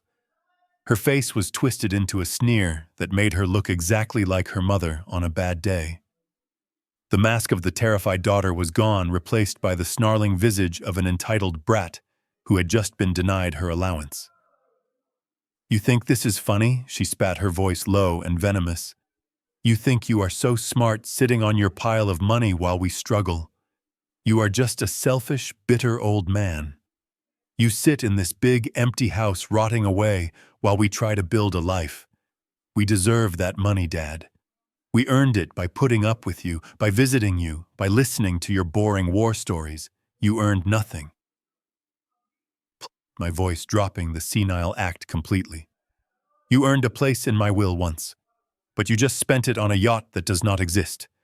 Now pick up my coupons. I might need them. Unlike you, I know the value of 50 cents. Rachel let out a scream of frustration. She grabbed a vase from the side table, a blue ceramic piece that Beatrice had loved, and hurled it at the wall. It shattered, showering the carpet in shards. "I hope you die with your money," she screamed, backing toward the door. "I hope you choke on it. Do not expect us to come to your funeral. Do not expect us to visit when you are drooling in a nursing home. You are dead to us, Tobias. Do you hear me? Dead." Todd looked at me one last time. He touched his fake black eye, which was now smudged with sweat, revealing the healthy skin underneath. He looked like he wanted to say something, maybe threaten me again, but he saw the look in my eyes. It was the look of a man who had stared down union bosses and hostile wall takeovers. He wisely chose silence. He grabbed Rachel's arm and dragged her toward the door. "Let us go, babe," he muttered. "He is crazy. He is actually crazy." "Get out," I said calmly. "And Rachel, give me back my house key. You will not be needing it anymore." She did not hand it over. She threw it at my face. It missed, hitting the wall with a metallic clink. I watched them storm out the front door, leaving it wide open to the winter wind. I walked over and picked up the key. It felt cold in my hand. I closed the door and locked the deadbolt. The silence returned to the house, but this time it did not feel lonely. It felt clean. I looked at the shattered vase and the scattered coupons. They thought they had hurt me with their words. They thought calling me a selfish old man would break me, but they did not understand. You cannot break a man who has already rebuilt himself from nothing. I picked up the phone and dialed Arthur Blackwood again. "Arthur," I said as he answered. "Phase 2. Buy Todd's debt. Every single penny of it.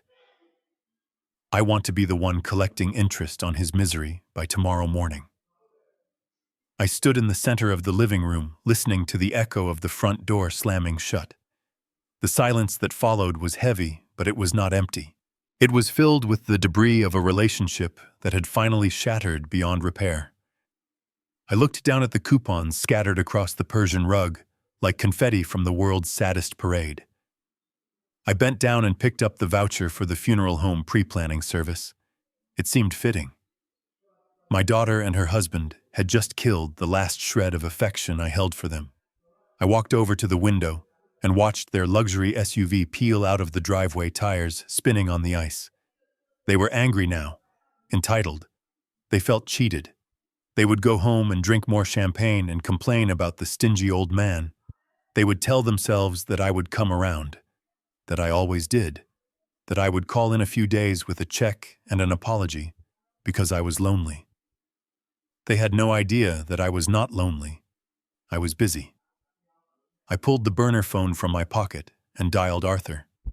He picked up on the first ring as if he had been waiting with his hand on the receiver. "It is done," I said, my voice devoid of any tremor. "They took the bait. Or rather, they rejected it." "Did they confess?" Arthur asked. "In their own way," I replied. "They confirmed everything the cameras showed us. The entitlement. The lies. They tried to sell me a story about loan sharks while wearing theater makeup. It was insulting, Arthur. Not just to me, but to the art of the con. If you are going to hustle a hustler, you better bring your A game." "So what is the move, Tobias?" I walked to the fireplace and tossed the funeral coupon into the flames, watching the paper curl and blacken. "Phase 2, I said. I want you to buy their debt." "Which part?" Arthur asked. "The credit cards, the car loans, all of it," I commanded. "I want you to call the bank that holds the mortgage on Rachel House. Offer them full value plus a premium for the note. Do the same for Todd car loan. And find out who holds the paper on that boat they are trying to lease. I want to own every single liability attached to their names." Tobias, Arthur said, his voice cautious but professional. "You are talking about millions. You are essentially becoming their bank." "No, Arthur. A bank wants to be paid back. A bank negotiates. I am not a bank. I am a collection agency.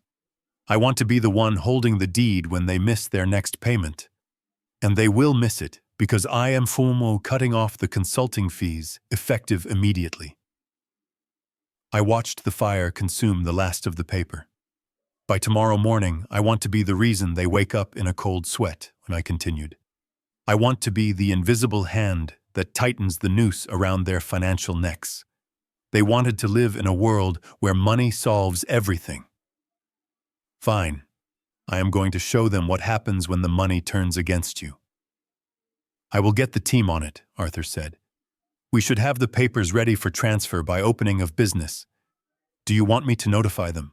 No. I said, a cold smile touching my lips. Let them sleep. Let them have one last night of dreaming about yachts and inheritances.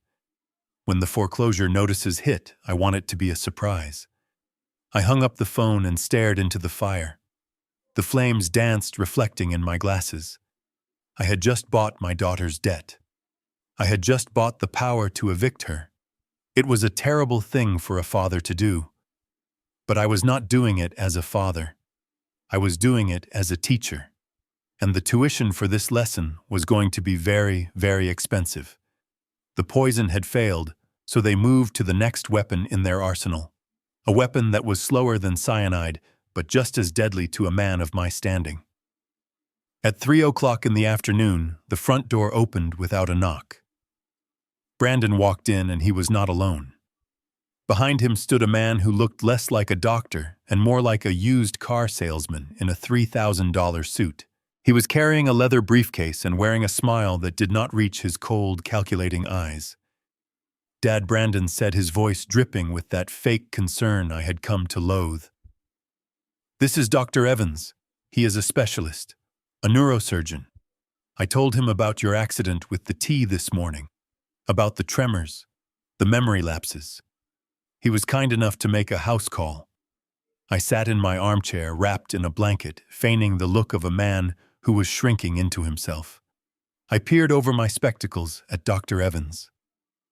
I knew this man. Not personally, but I knew his type. I had seen his name in the dossiers Arthur Blackwood had sent me. He was a hired gun for the wealthy families of Chicago. He was the man you called when you wanted to lock crazy Aunt Sally away in a sanitarium so you could sell her estate. He was not here to heal me. He was here to erase me. Mr. King, Dr. Evans said, stepping forward and offering a hand that felt like a dead fish. It is a pleasure to meet you. Brandon tells me you have been having some trouble with your cognitive functions. Forgetfulness. Mood swings. Confusion. I shook his hand weakly, letting my grip remain limp. I do not know. I mumbled, looking down at the floor. Sometimes I forget where I put my glasses, and this morning I dropped my cup. My hands just would not work. Evans nodded gravely, pulling a silver pen from his pocket. Typical presentation for early onset dementia, or perhaps something more aggressive. But do not worry, Mr. King. We are just going to run a few simple tests. Just a conversation, really. He sat down opposite me and opened a file. I saw the papers inside. They were not medical charts. They were legal forms, standard competency evaluation forms. If he checked the right boxes and signed on the bottom line, I would effectively cease to be a person in the eyes of the law. I would become a ward. Brandon would be granted emergency conservatorship. He would have legal control over every dime I owned, every property I held, and every medical decision concerning my body. This was Plan B. If the poison could not stop my heart, they would simply stop my freedom. They would stick me in a room at Sunny Meadows, dope me up on sedatives, and drain my accounts dry, while I sat there drooling, unable to object. It was a fate worse than death. It was a living burial. Brandon stood by the fireplace watching us like a hawk. He was practically vibrating with anxiety. He needed this signature. He needed it today before the loan sharks came back. I looked at Evans. He was tapping his pen against the paper, waiting for me to say something stupid, waiting for me to fail. All right, Mr. King, Evans said, his voice smooth and patronizing. Let us start with something easy. Can you tell me what year it is? Can you tell me who the president is? I paused, looking confused. I let my brow furrow.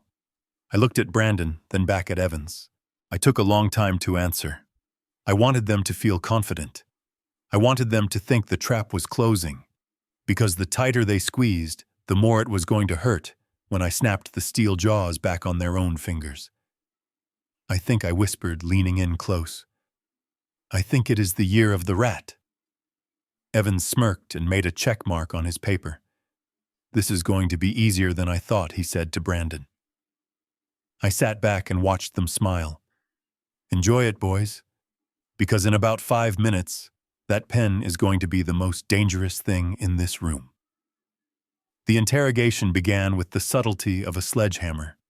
Dr. Evans crossed his legs and adjusted his silk tie, looking at me with the pity one reserves for a sick dog that needs to be put down. He held up his wrist, displaying a heavy gold watch. "Tell me, Mr. King," he said, his voice oozing false patience. "What is this object?" I squinted at him. "It is a watch," I said clearly. "A Rolex Submariner, two-tone, probably a 1996 model based on the bezel." Evans did not even look up. He scribbled furiously on his clipboard. I leaned forward just enough to read his handwriting upside down. Beside the question, "Identify common object," he wrote, "Patient is non-responsive. Unable to identify timepiece. Severe anomia." My blood boiled. He was not testing me. He was framing me. He was creating a paper trail of a man who had lost his mind so he could hand the keys to my kingdom over to my son. I sat there, clutching the blanket, witnessing the manufacturing of my own demise. He was writing my obituary with a ballpoint pen, and my son was standing there nodding in agreement. "Let us try some math." Evans continued flipping the page. "Can you count backward from 100 by sevens?" I took a breath. 100, 93, 86, 79, 72. Stop, Evans interrupted, raising a hand. He shook his head sadly, clicking his tongue against his teeth. He wrote, "Patient unable to perform simple calculation. Confused. Agitation present." I looked at Brandon. My son was standing behind the doctor chair, watching the clipboard with hungry eyes. He did not care that I had gotten the numbers right. He only cared about the ink on the page. He needed that diagnosis like a drowning man needs air. "See," Evans whispered to Brandon, loud enough for me to hear. "The cognitive decline is rapid. He thinks he is saying the numbers, but he is just gibbering. It is classic frontal lobe deterioration." "The logic centers are gone, Brandon." Brandon sighed, a sound that was meant to convey sadness, but sounded more like relief. "Is it reversible, doctor?" Evans clicked his pen. "I am afraid not. At this stage, he is a danger to himself. Remember the tea this morning. He could leave the gas on. He could wander into traffic. We need to secure the conservatorship immediately for his own safety." He turned back to me. "One last question, Mr. King. Do you know where you are right now?" I looked around the library. I looked at the books I had collected over 50 years. I looked at the desk where I had built my empire. I looked at the photos of my wife on the mantel. "I am in my home," I said quietly. Evans wrote, "Patient believes he is in a previous residence. Disoriented to place." He closed the folder with a definitive snap. The sound echoed in the room like a gavel coming down. "Well, I think I have seen enough," Evans said, standing up and smoothing his suit jacket. "The diagnosis is clear. Mr. King lacks the capacity to manage his own affairs. I can have the emergency order signed by a judge within the hour. Brandon, you will have full power of attorney by dinner time." He thought it was over. He thought I was just a senile old man who would sign whatever piece of paper he put in front of me. He did not know that while he was testing my memory, I was accessing a mental file of my own. A file thick with the dirt my private investigators had dug up on him years ago when he tried to pull this same stunt on a friend of mine. "Wait," I said, my voice suddenly sharp, losing the tremor entirely. I have a question for you, Dr. Evans. He paused, looking down at me with a sneer. Yes, Mr. King. Make it quick. I stood up, and I did not struggle. I did not shake. I stood up with the full height and presence of the CEO. I used to be casting a shadow over him. My question is about your memory, I said, walking toward him. Let us see if yours is better than mine.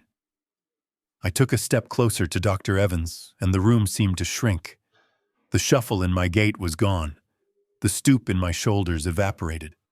I stood at my full height of 6 feet 2 inches and looked him dead in the eye. For the first time since he walked in, he flinched. He saw something behind my glasses that wasn't not dementia. He saw the predator that had eaten his kind for breakfast in the boardrooms of the 80s. You asked me if I knew the date, doctor, I said, my voice steady and cold as a winter wind. But I think a more relevant question is whether you remember your own medical license number. Because according to the Illinois State Medical Board database, which I accessed this morning, license number 492218 was suspended 6 months ago for malpractice and prescription fraud. Evans turned the color of wet ash. He clutched his briefcase to his chest, like a shield backing away until his legs hit the coffee table.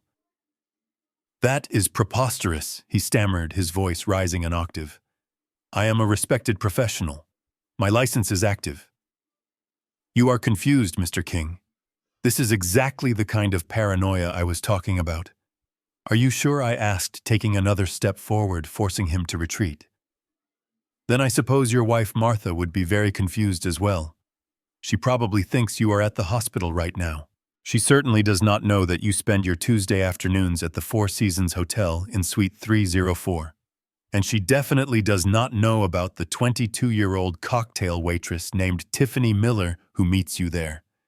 I believe you just bought her a convertible using a company card. Brandon gasped. He looked from me to Evans, his mouth hanging open. Dad, what are you talking about? I ignored my son. I kept my eyes drilled into Evans, dismantling him piece by piece. I could see the sweat breaking out on his upper lip. I could smell the fear. It smelled better than any cologne. And let us test your math skills one last time, doctor, I continued. If a desperate son wires $50,000 to a shell corporation in the Cayman Islands at 9:05 this morning, how long does it take to clear? Because I memorized the transaction receipt. Account ending in 559. The beneficiary is listed as Evans Consulting Group, but we both know that is just a front for your offshore holding. $50,000 for a signature on a conservatorship form. That is the price of my life, isn't it? Evans dropped his pen. It hit the hardwood floor with a tiny clatter that sounded like a gunshot in the silent room. He looked at Brandon with pure hatred. You said he was senile, Evans hissed, spit flying from his mouth. You told me he was a vegetable. You said he did not know his own name. This man is not senile, Brandon. He is dangerous. I smiled. It was the first genuine smile I had worn in days. I am very dangerous. Doctor, I said. And right now I am the only thing standing between you and a federal prison cell. You have exactly 10 seconds to get out of my house before I call the district attorney. And knowing your history with the law, I doubt you want to be here when the police arrive. Evans did not wait for the count. He grabbed his briefcase, forgetting his coat, and practically ran for the door. He shoved past Brandon, knocking my son into the doorframe in his haste to escape. I heard the front door slam open and the sound of his car tires screeching on the driveway as he fled the scene of the crime. I turned slowly to face my son. Brandon was pressed against the wall, pale and shaking, looking at me as if I had just transformed into a werewolf. The silence was heavy, thick with the truth that had finally been spoken. He was alone now. His doctor was gone. His poison was gone. And he was locked in a room with the father he had tried to erase. The echo of the front door slamming hung in the air like the aftermath of an explosion. Brandon stood frozen in the center of the library, his eyes wide and darting from the empty hallway back to me. He looked like a man who had just seen a statue come to life and speak in tongues. His chest was heaving, and a sheen of cold sweat glistened on his forehead. He opened his mouth to speak, but no sound came out at first, just a dry rasp of disbelief. He looked at me with a mixture of terror and confusion that was absolutely paralyzing. "Dad," he finally choked out, taking a cautious step toward me as if I were a ticking bomb. "How did you know that? How did you know about the Cayman account? How did you know about his license? You have not left this house in 3 days. You do not even use the internet. You barely know how to turn on the television." I watched him unravel. It was delicious. But the game was not over yet. If I revealed my full hand now, he might run. He might panic and do something unpredictable like flee the country or burn the house down before the foreclosure notice arrived. I needed him to stay. I needed him to walk into the trap at the restaurant tomorrow night. So I did the only thing a loving father would do to ensure the ultimate lesson. I pulled the mask back on. I let my posture collapse instantly. The steel in my spine vanished, and I slumped back into the leather armchair, gripping the armrests with trembling hands. I blinked rapidly behind my glasses, letting my jaw go slack and my eyes lose their focus. I looked around the room with a dazed expression, acting as if I had just woken up from a trance. "Know what, son?" I mumbled, my voice returning to the confused waver of the octogenarian. "What are you talking about? Where did the nice doctor go? Did he leave already? I wanted to ask him about my prescription. I think I need a higher dose." Brandon stared at me, his face twisting in frustration and fear. "Dad, stop it. Do not play games. You just threatened him. You recited his medical license number. You told him about his mistress. You sounded different. You sounded like you used to be 20 years ago. You sounded like the CEO." I frowned, rubbing my temple as if nursing a sudden migraine. "Did I really? That is strange. I must have read it in the newspaper. Or maybe I saw it on one of those crime shows Vanessa watches. Sometimes the television gets mixed up with real life in my head, Brandon. It is all so loud. The numbers just float around. 559. 492. I do not know where they come from. Did I say something wrong? Is the doctor mad at me?" Brandon ran a hand through his hair, pulling at the roots. He was trying to rationalize the impossible. He was fighting a war between his eyes and his greed. He could not accept that I was playing him, because that would mean acknowledging that he was the fool. It was easier for him to believe I was crazy. It was safer for his ego to believe that I was just a senile old man having a moment of accidental lucidity. "He is not mad, Dad," Brandon said, his voice shaking. "He just had an emergency. You just sit there. Do not move. I need to go upstairs. I need to make a phone call." He backed out of the room, eyeing me suspiciously, until he disappeared into the hallway. He thought he was dealing with a madman. He had no idea he was dealing with a mastermind who was just waiting for the curtain call. I gripped the handle of my heavy walnut cane, the wood smooth and cool against my palm. Words had cracked his armor, but fear would shatter it. Dr. Evans was still hesitating by the door, clutching his briefcase, looking for a way to salvage his dignity, or perhaps wondering if he could still bluff his way through. I did not give him the chance. I raised the cane like a weapon, not a crutch, and brought it down hard on the antique globe beside me. The sound was explosive. The hollow sphere cracked, echoing through the library like a gunshot. "Get out!" I roared, my voice thundering off the walls. "Get out of my house, you quack! You parasite!" Evans jumped nearly a foot in the air. His composure disintegrated completely. "I am taking 3 steps toward that phone," I shouted, pointing the rubber tip of the cane at his chest like a bayonet. "And the next call I make is to the FBI field office in Chicago.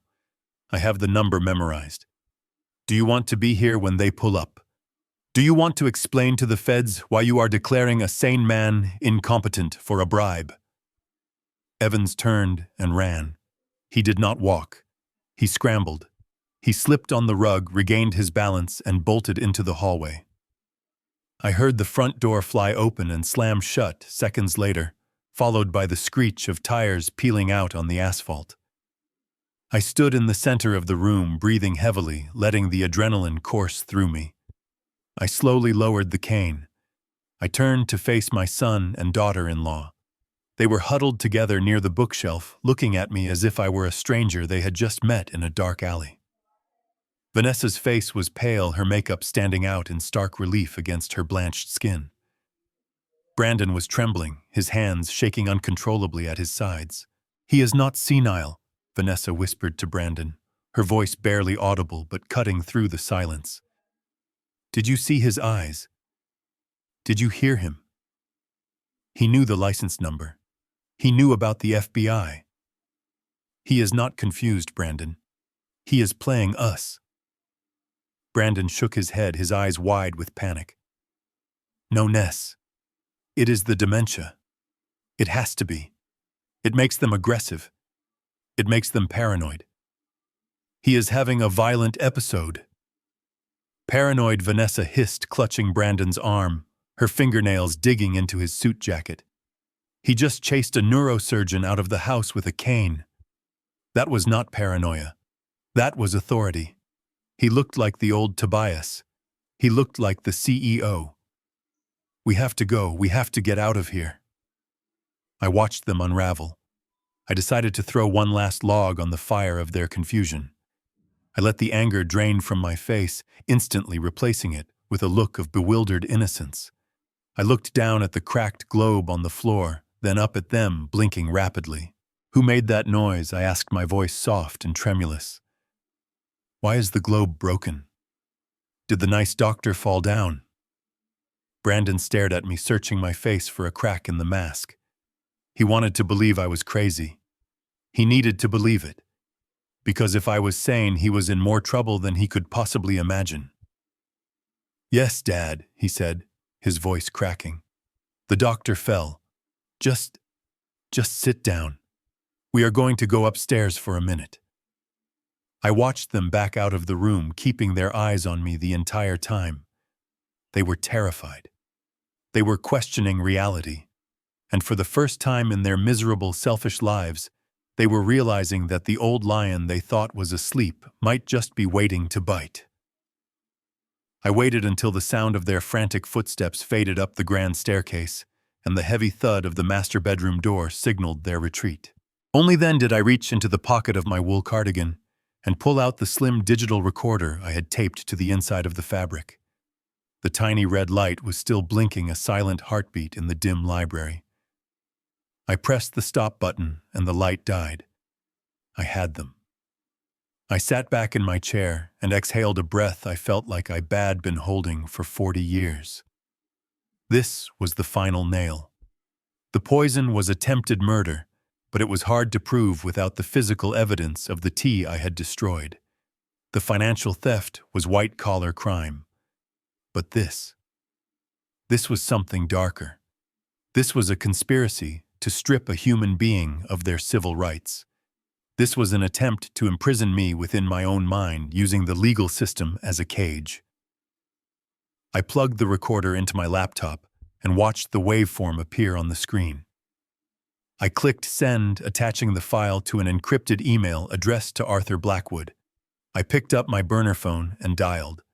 Arthur answered on the first ring. "Did you get the file?" I asked, my voice low. "I am listening to it right now," Arthur replied, and I could hear the click of his keyboard in the background. "The audio is crystal clear, Tobias. We have Evans on tape soliciting a bribe and falsifying a medical diagnosis. We have Brandon agreeing to it. We have the conspiracy laid out in their own voices." "What does this add to the charge sheet?" I asked, even though I already knew the answer. I wanted to hear him say it. I needed to hear the legal definition of my son betrayal. "It changes everything," Arthur said, his voice grim. This is no longer just fraud. This is conspiracy to commit unlawful confinement. In the state of Illinois, attempting to secure a conservatorship through fraudulent means is a Class 2 felony. It is kidnapping with a fountain pen to bias. If we hand this to the district attorney, Brandon is not just looking at fines. He is looking at 5 to 10 years in a state penitentiary. I looked at the photo of Brandon on my desk, taken when he was 7 years old, holding a baseball bat and smiling. I turned the frame face down. "File it," I said. "Add it to the dossier. I want the indictment ready to be unsealed the moment I give the signal." "Are you sure you want to go through with the dinner tomorrow night?" Arthur asked gently. "We have enough to arrest them now. We can have the police at your door in 20 minutes. You do not have to sit at a table with them again." "I do, Arthur," I said, standing up and walking to the window to look out at the snow-covered grounds of my estate. "I need to look them in the eye one last time. I need them to know that it was not the police who caught them. I need them to know it was me. I want to see the moment they realize they underestimated the old man." "Very well," Arthur said. "The dossier is complete. I will bring the physical copies to the restaurant myself." I hung up the phone. The trap was set. The cage they had built for me was now the cell I would lock them in. I turned off the library lights and walked out into the darkness of the hallway. The house was quiet, but it was the silence before the storm. Tomorrow night at the Golden Oak, the King family would have its final reunion, and only one king was walking out of there with his crown intact. The sun rose over Chicago cold and bright, illuminating the frost on the windows with a harsh, unforgiving light. It was the morning of the execution, though my family did not know it yet. I stood before the mirror in my dressing room, tying my tie with slow, deliberate movements. I chose the red silk tie, the one I had worn when I acquired the Hanson shipping fleet in '92. It was my power tie, my war paint. Today I was not just a father or a retiree. I was the CEO of King Logistics coming out of retirement for one final board meeting. I found Brandon and Vanessa in the solarium drinking coffee in a silence so thick it could be cut with a knife. They looked exhausted. Dark circles rimmed their eyes, evidence of a sleepless night spent worrying about loan sharks and crazy old men with canes. When I entered the room, they flinched. They were terrified of me now, unsure if I was the senile invalid or the dangerous patriarch. I needed to put them at ease. I needed to lower their defenses one last time. I let my shoulders slump and grabbed the doorframe for support, letting out a wheezing cough. I shuffled toward them, my eyes watery and unfocused. "Brandon," I rasped. "Vanessa, I am sorry about yesterday. I do not know what came over me. It was like a dream, a bad dream, where I was shouting and angry. I feel so weak today, like the battery has finally run dry." They exchanged a glance. Hope flickered in Brandon's eyes. He wanted to believe the strong man from yesterday was an anomaly. He needed the weak man back. "It is okay," Dad, Brandon said, standing up slowly. "You were just confused. The dementia. It comes and goes." I nodded, sinking into a wicker chair. "It is going fast, son. I can feel it. The doctor was right. I might not have much time left. Maybe days, maybe hours. And I do not want to die angry. I do not want to die leaving a mess for you to clean up." Vanessa leaned forward, her eyes sharpening. "What do you mean, Tobias?" "I mean the money," I said, letting the word hang in the air like perfume. "I have been holding on to it, testing you. But I see now that I was wrong. You stood by me. You took care of me. And I want to make sure you are provided for before the state gets involved. I want to distribute the estate. Tonight." Vanessa practically stopped breathing. "Tonight," she whispered. "Yes," I said. "I want to sign the papers while I still have moments of clarity. I want to give you everything. The accounts, the properties, the company shares, all of it. But I want the whole family there. I want Rachel and Todd, too. We need to be together. Brandon pulled out his phone immediately. I will call them. They will be there. Where do you want to do it? Here at the house. No, I said, shaking my head. Not here. This house feels like a hospital to me now. I want to go somewhere nice, somewhere with memories. Let us go to the Golden Oak. Brandon froze. The Golden Oak. The restaurant where they had tried to poison me just 48 hours ago. The scene of the crime. Are you sure, Dad? He asked, his voice tight. We just ate there. It is my favorite place, I insisted, my voice taking on a stubborn whine. I want the corner table. Table 4. It is where your mother and I used to eat. If we do not go there, I am not signing anything. Of course, Vanessa interjected quickly, cutting off Brandon's hesitation. The Golden Oak is perfect, Tobias. Whatever you want. Good, I said, closing my eyes as if the conversation had drained me. Tell Rachel to bring her husband. Tell them I am sorry about the coupons. Tell them, if they come tonight, all their debts will be forgiven. I listened to Brandon dial the number. I heard him whispering urgently to his sister, explaining that the old man was cracking, that the checkbook was finally opening. I heard him tell her to bring Todd and to dress nice because this was the big payout. They had no idea. They thought they were returning to the scene of their crime to collect their reward. They did not know they were returning to the scene of the crime to face the judge. I sat there feigning sleep, listening to them plan their victory lap while I mentally sharpened the axe. The Golden Oak was humming with the low murmur of Friday night commerce, but to me, it sounded like a courtroom before the gavel falls. I sat at table 4, the same table where my murder had been planned just 48 hours ago. I was alone, nursing a glass of water, watching the entrance. I had arrived early to ensure the stage was set. The large projection screen, usually reserved for private events, was retracted into the ceiling, waiting for my signal. Sarah was moving through the dining room, topping off glasses and clearing plates. She looked pale, her uniform perfectly pressed, but I could see the tension in her shoulders. She was the most important person in the room, and nobody even looked at her. To them, she was furniture. To me, she was the executioner. At 7 o'clock sharp, the heavy wooden doors swung open and the circus arrived.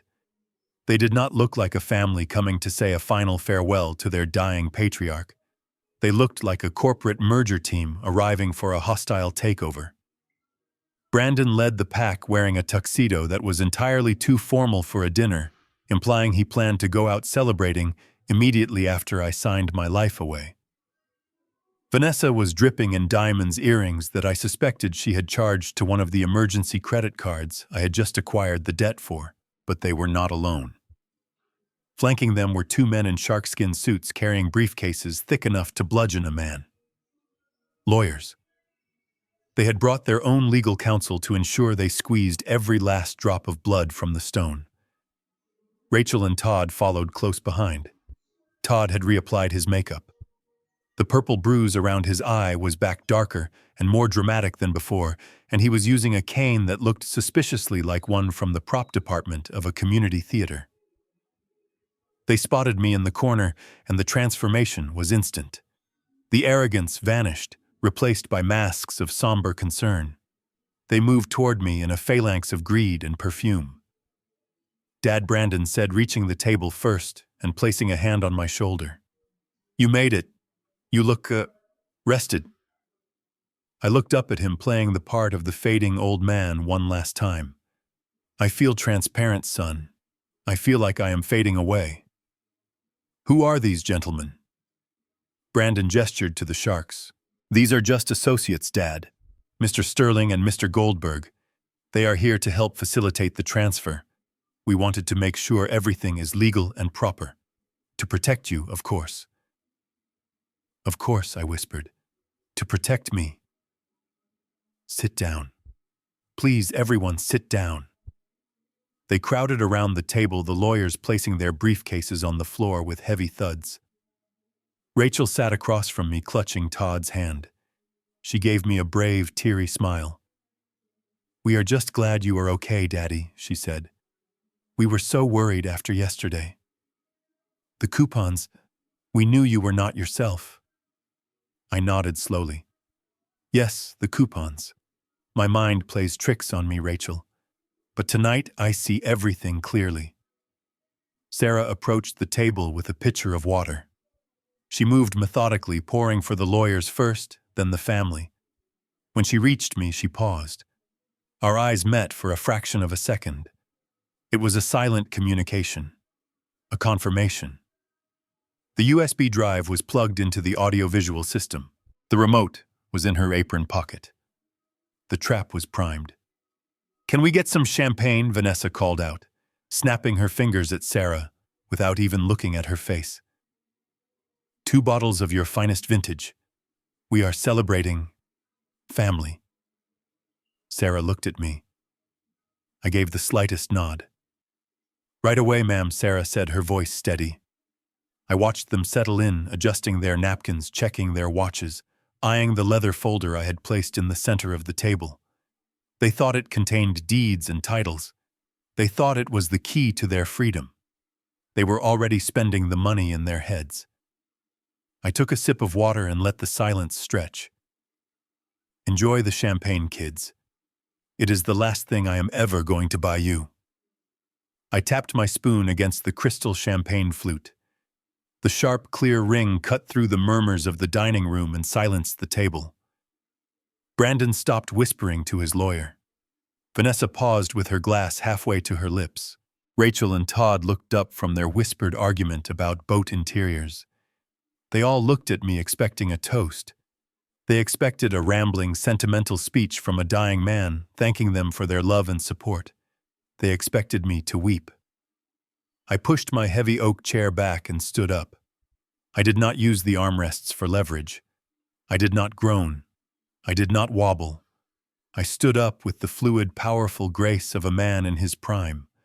I unbuttoned my cardigan, the symbol of my retirement, and tossed it onto the empty chair behind me, revealing the crisp, white dress shirt and the red power tie I wore underneath. I adjusted my cufflinks and scanned the table, locking eyes with each of them in turn. The tremor in my hands was gone. The cloudiness in my eyes had vanished. "You all think you know who I am," I began, my voice projecting with a baritone resonance that reached the back of the room. "You think I am Tobias King, the retired mechanic who saved a few pennies and got lucky in the stock market.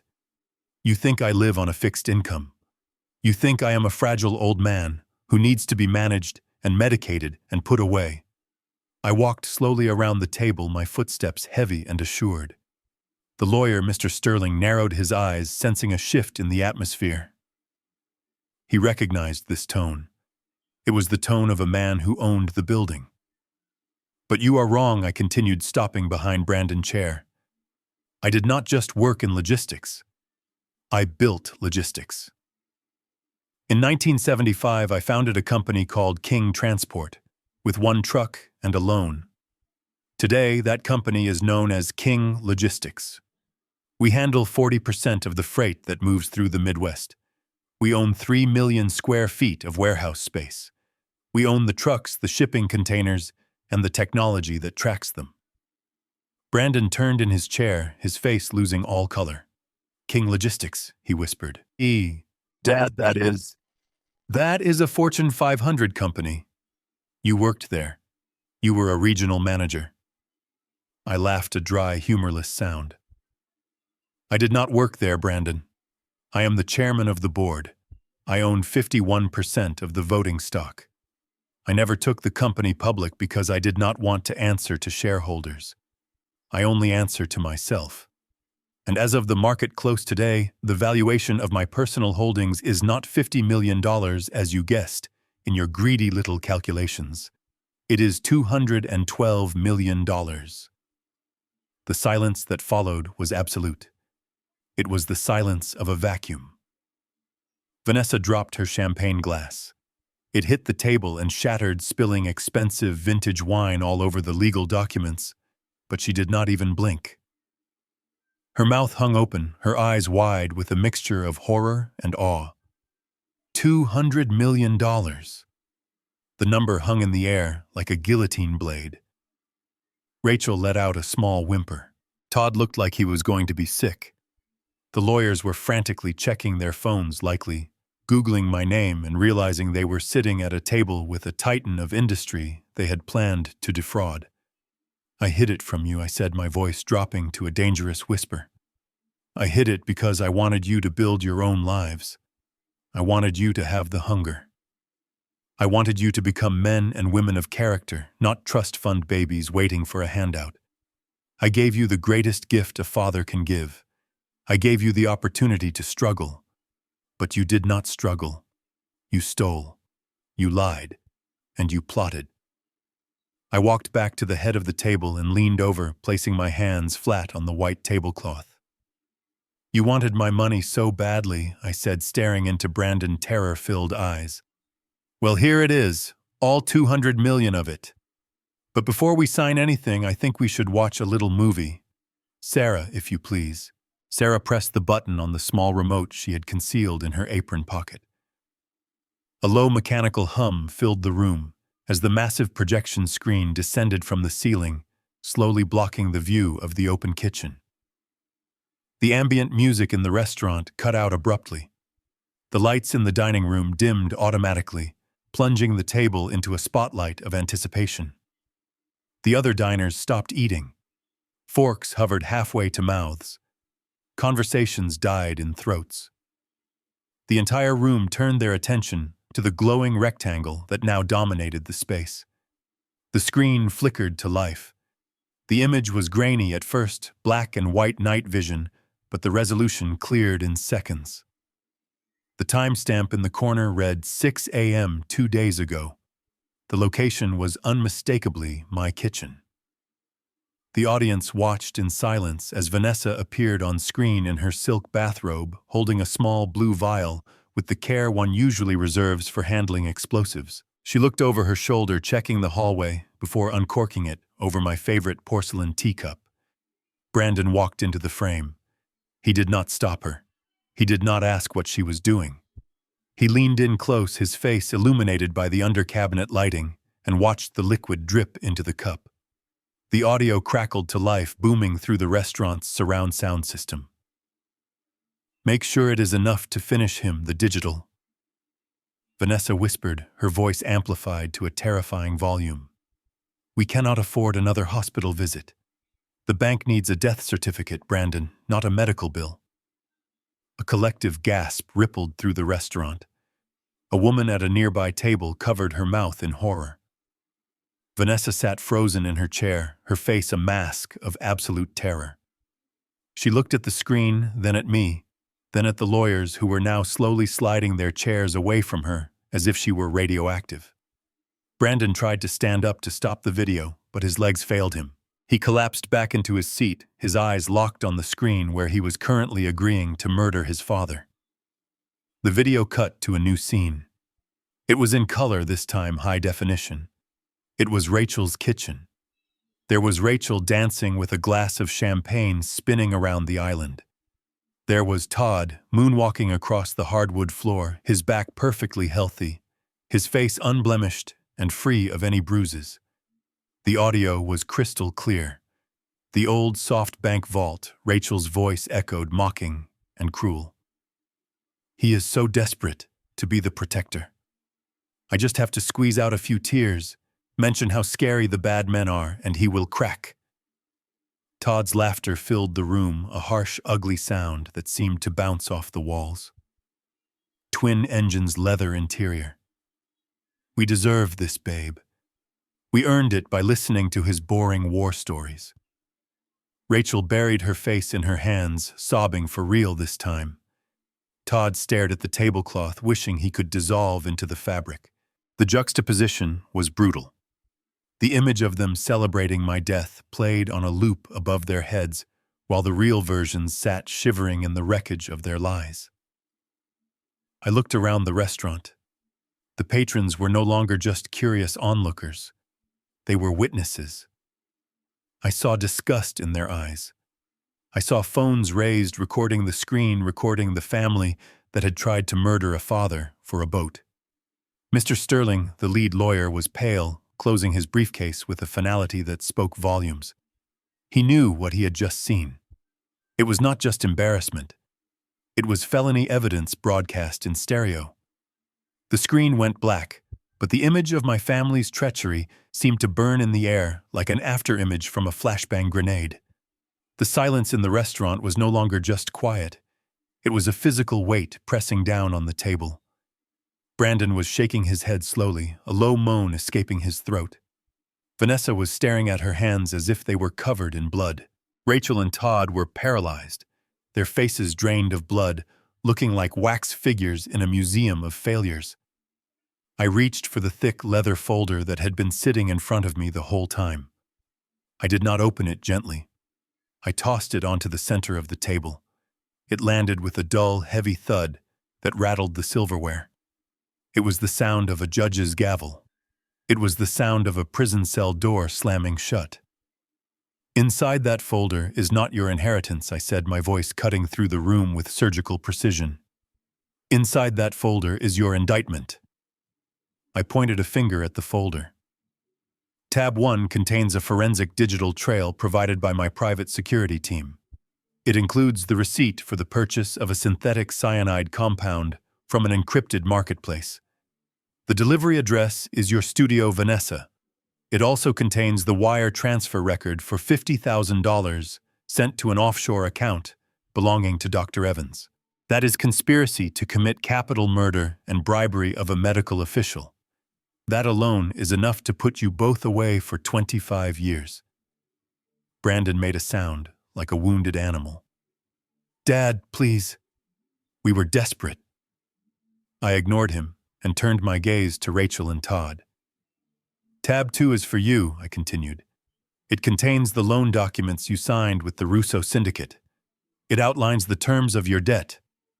$2 million plus interest. You thought you were borrowing from criminals who would break your legs. You were wrong. I bought the debt this morning. I paid the Russos full value plus a premium to transfer the note to me. I am your loan shark now. And unlike the mob, I do not break legs. I break lives." Todd looked up, terror flooding his eyes. You own the debt. I own every cent I said. And since I know you have no assets to cover it, I have exercised the default clause. That brings us to tab 3. I leaned forward, placing both hands on the table and looking at each of them in turn. Tab 3 is a court order signed by a judge just an hour ago, granting an emergency asset freeze and immediate seizure of property to satisfy outstanding liabilities. Your house, Brandon, is currently being padlocked by the sheriff. Your studio, Vanessa, is being liquidated.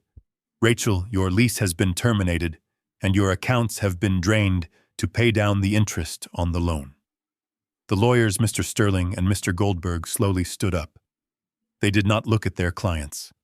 They looked at me with a mixture of fear and respect. "Mr. King," Mr. Sterling said, his voice trembling slightly. "We were not aware of any of this. We represent them in estate matters only. We want no part of criminal proceedings." "Then I suggest you leave," I said, without looking at them. Before the police arrived to take statements as accomplices. The lawyers grabbed their briefcases and fled, leaving my family alone in the wreckage. I stood up, buttoning my jacket. "You came here tonight expecting a check. You came here to pick the bones of a dying man. But the man is not dying, and the bones are made of steel.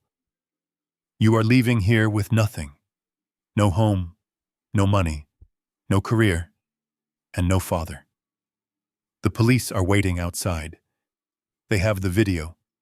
They have the folder. Enjoy your dinner. I have already paid the bill.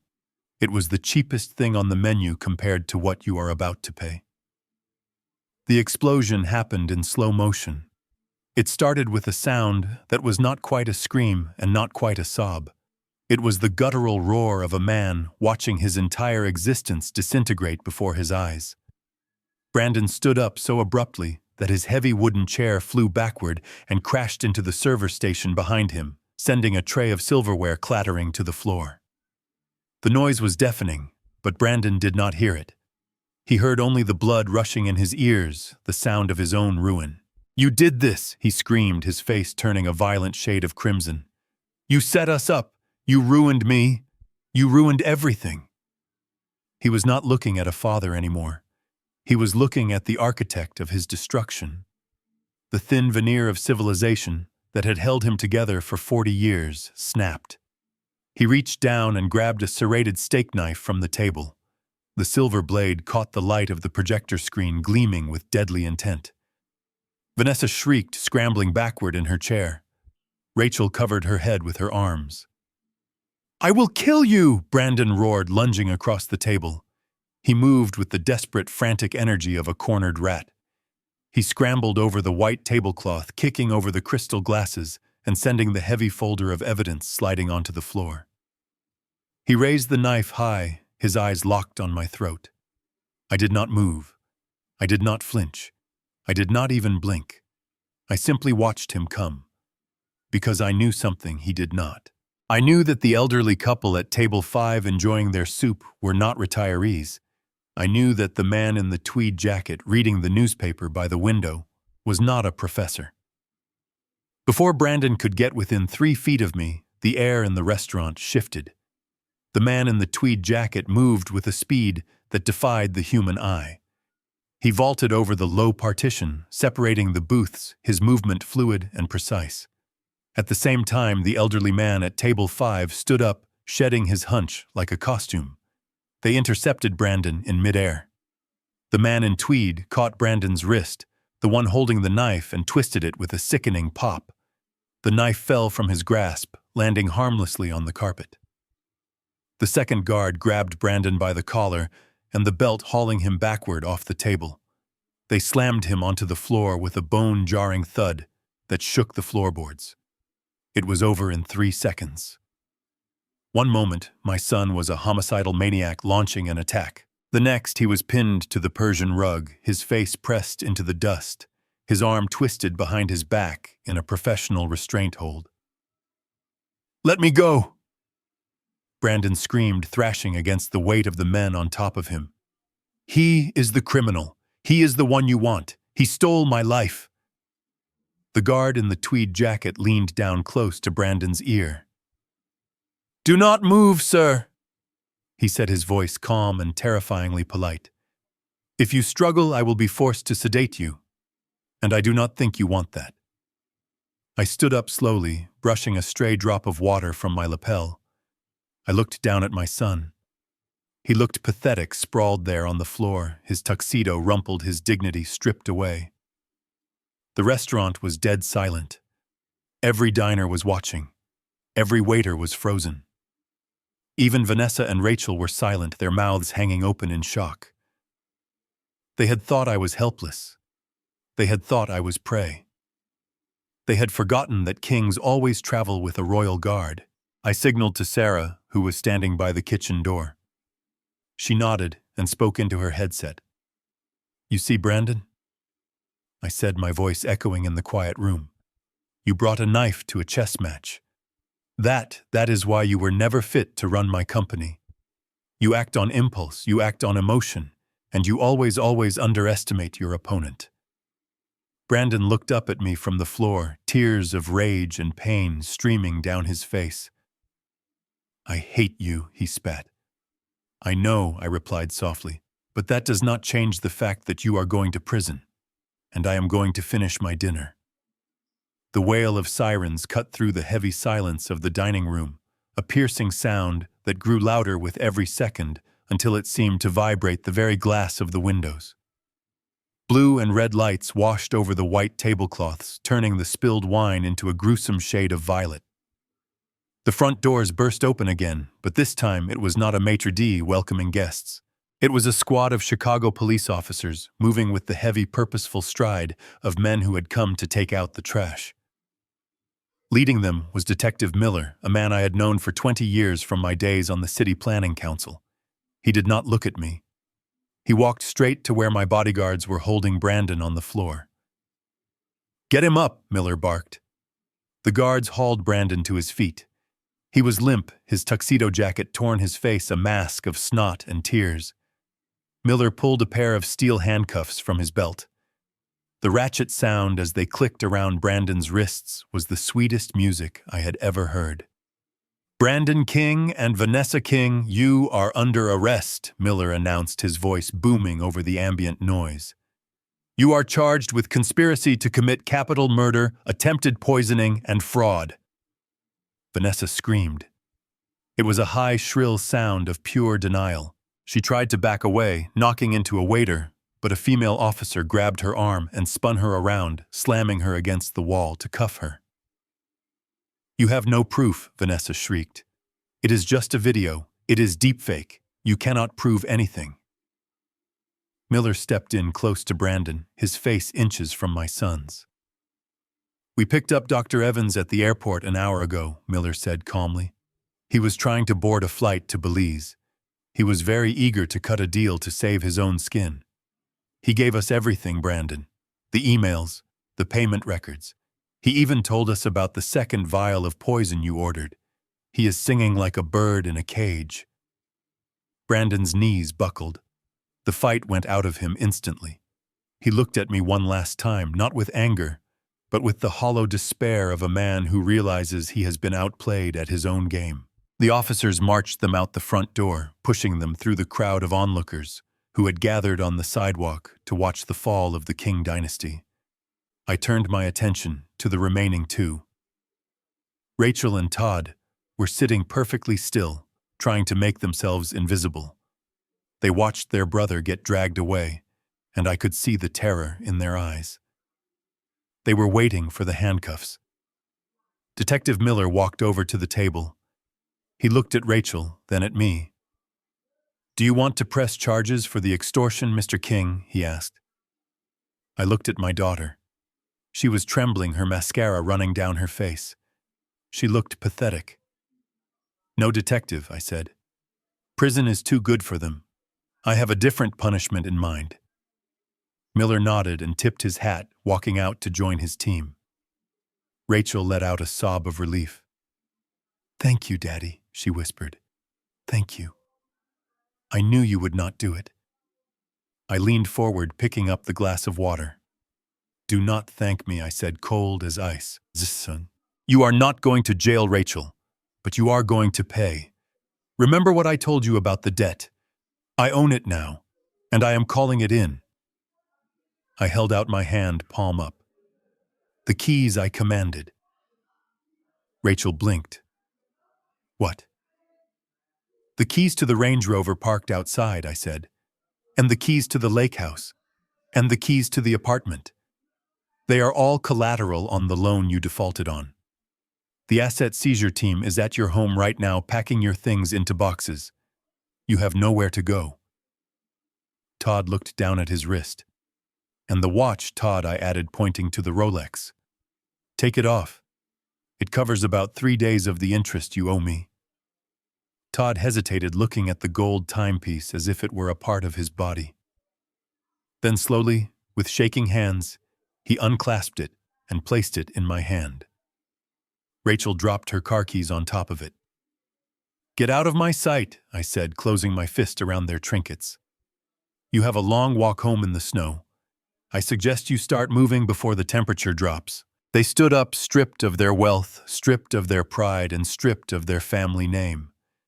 They walked out of the restaurant into the cold Chicago night, leaving me alone at the table. I sat there for a moment, listening to the silence. It was done. The weeds had been pulled. The garden was empty. But at least now it could grow again. The silence that descended on the golden oak was not empty. It was peaceful. The sirens had faded into the distance, taking the chaos of my family with them. The restaurant staff moved quietly, sweeping up the broken glass and resetting the tables, as if the violent dismantling of a dynasty was just another dinner service mishap. I sat alone at table 4, the white tablecloth stained with wine, but my conscience cleaner than it had been in decades.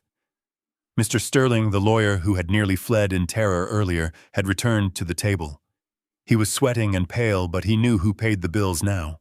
He opened a fresh, clean file folder, not the one I had thrown on the floor, but a new one I had brought with me in my briefcase. I picked up my fountain pen, the heavy gold instrument feeling warm in my hand. "Are you sure about this, Mr. King?" Sterling asked, his voice respectful and hushed. "This is a radical change.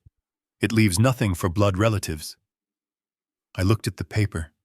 It was the final draft of my last will and testament. "I am sure," I said softly. "My blood relatives chose their inheritance tonight. They chose greed. They chose betrayal. Now I am choosing my legacy." I signed my name at the bottom of the page. The ink flowed dark and permanent. With that signature, $212 million vanished from the grasp of the King children forever. It was no longer family money. It was now the seed capital for the Beatrice King Foundation, named after the only woman who had ever loved me for me. It would build hospitals. It would fund scholarships. It would help elderly people who were being abused by their families, just like I was. I closed the folder and looked up. Sarah was standing a few feet away holding a fresh pot of coffee. She looked hesitant, unsure if she should approach. She had played her part perfectly, hitting the button on the remote that ended my son's life as he knew it. But she still looked at me with that same kindness she had shown when she thought I was just a lonely pensioner counting coupons. "Sarah," I said, motioning to the empty chair where Brandon had sat. "Please sit down." She blinked, surprised. "Oh no, Mr. King. I could not. I am on the clock." I smiled. "Not anymore, Sarah. I just bought the restaurant." Her jaw dropped. You what?" "I bought the building and the business about 10 minutes ago," I said calmly. "I made the owner an offer he could not refuse while the police were cuffing my daughter-in-law. So technically you work for me now, and the first order of business is for you to sit down." She sat on the edge of the chair, clutching her apron. "Sarah, inside this folder is the charter for a new charitable foundation," I explained. "It is going to do a lot of good in this city. But a foundation needs a heart. It needs someone who understands what it means to work hard. Someone who understands dignity. Someone who treats a waiter and a CEO with the same respect." I pushed the folder toward her. "I am appointing you as the executive director of the Beatrice King Foundation," I said. Sarah stared at me, her eyes filling with tears. "Mr. King, I do not know anything about running a foundation. I am just a waitress. I did not finish college."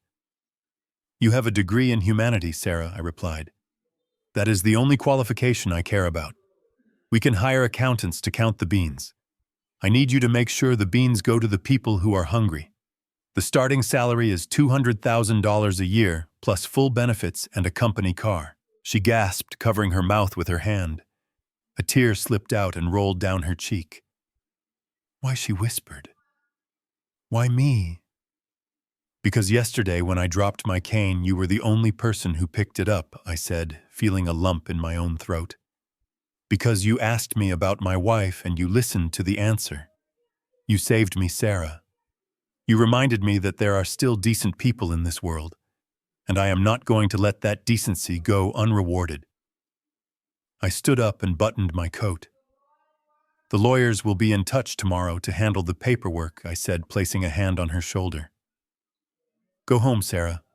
Get some sleep. You have a big job starting on Monday." I walked out of the restaurant into the cold night air. The wind was biting, but I did not feel the chill. I felt warm. I felt light.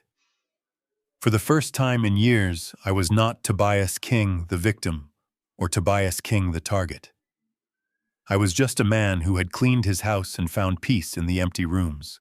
The hum of the Gulfstream engines was a gentle lullaby against the silence of the night. I sat in the deep, cream-colored leather seat, turning the stem of the crystal glass between my fingers. The liquid inside was a deep ruby red, a vintage Pinot Noir that I had been saving for a special occasion. I suppose surviving your own murder counts as special. The cabin was dimly lit, warm, and smelled of expensive leather and fresh orchids. It was a sanctuary. A steel cocoon hurtling through the stratosphere at 500 miles an hour, putting distance between me and the wreckage of my former life. I looked out the window. Below me, the city of Chicago was nothing more than a sprawling grid of golden embers. It looked beautiful from 30,000 feet. It looked peaceful. From up here, you could not see the betrayal. You could not see the police cars flashing blue and red outside the Golden Oak. You could not see the handcuffs snapping onto my son's wrists, or the tears of a daughter who realized the bank of daddy was closed forever. Down there, it was chaos and ruin. Up here, it was just the quiet hum of survival. I took a sip of the wine, letting the complex notes of cherry and earth wash over my tongue. People would say it is a tragedy. They would say it is a terrible thing for a father to send his own flesh and blood to prison. They would say I am a cold, heartless old man for leaving them with nothing but the clothes on their backs and a mountain of debt. But those people did not sit at my breakfast table. They did not smell the bitter almonds in the steam of their morning tea. They did not feel the cold calculation of a hug that was only meant to measure me for a coffin. I gave them every chance. I gave them a lifetime of chances. I gave them the best schools, the best connections, the best safety nets money could buy. But you cannot buy character, and you certainly cannot buy love. I spent years trying to fill the void in their souls with checks, thinking that if I just gave a little more, they would finally see me as a person and not an ATM. But tonight, I finally stopped the transaction. I looked at the empty seat across from me. For the first time in 20 years, I did not feel lonely. I felt light. The crushing weight of their expectations was gone. The constant fear of their next scheme was gone. I was no longer the prey. I was no longer the victim. I was just Tobias. The pilot's voice crackled softly over the intercom. "Mr. King, we have reached cruising altitude. The weather in Tuscany looks perfect for your arrival." I smiled. Tuscany. Beatrice and I had spent our honeymoon there 50 years ago. We had no money then, just a backpack and a lot of dreams. I was going back. I was going to buy a small vineyard. I was going to learn to paint. I was going to sit in a piazza and drink espresso and talk to people who did not know my net worth. I was going to live the life they tried to steal from me. I was going to spend every cent of my fortune on making the world better through Sarah and the foundation instead of rotting away in a nursing home while my children bought yachts. I looked down at the city one last time as it disappeared beneath a layer of clouds. I had lost a son. I had lost a daughter. I had lost the illusion of a family. It was a heavy toll. It was a steep bill to pay at the end of a long life. But as I leaned back and closed my eyes, listening to the silence of the clouds, I realized the truth. I had bought back my dignity. I had bought back my future. I raised my glass to the reflection in the window to the old man who finally decided to fight back. "I lost a family," I whispered to the empty cabin, "but I found myself." And looking at the peace in my heart, I have to say, the price was cheap.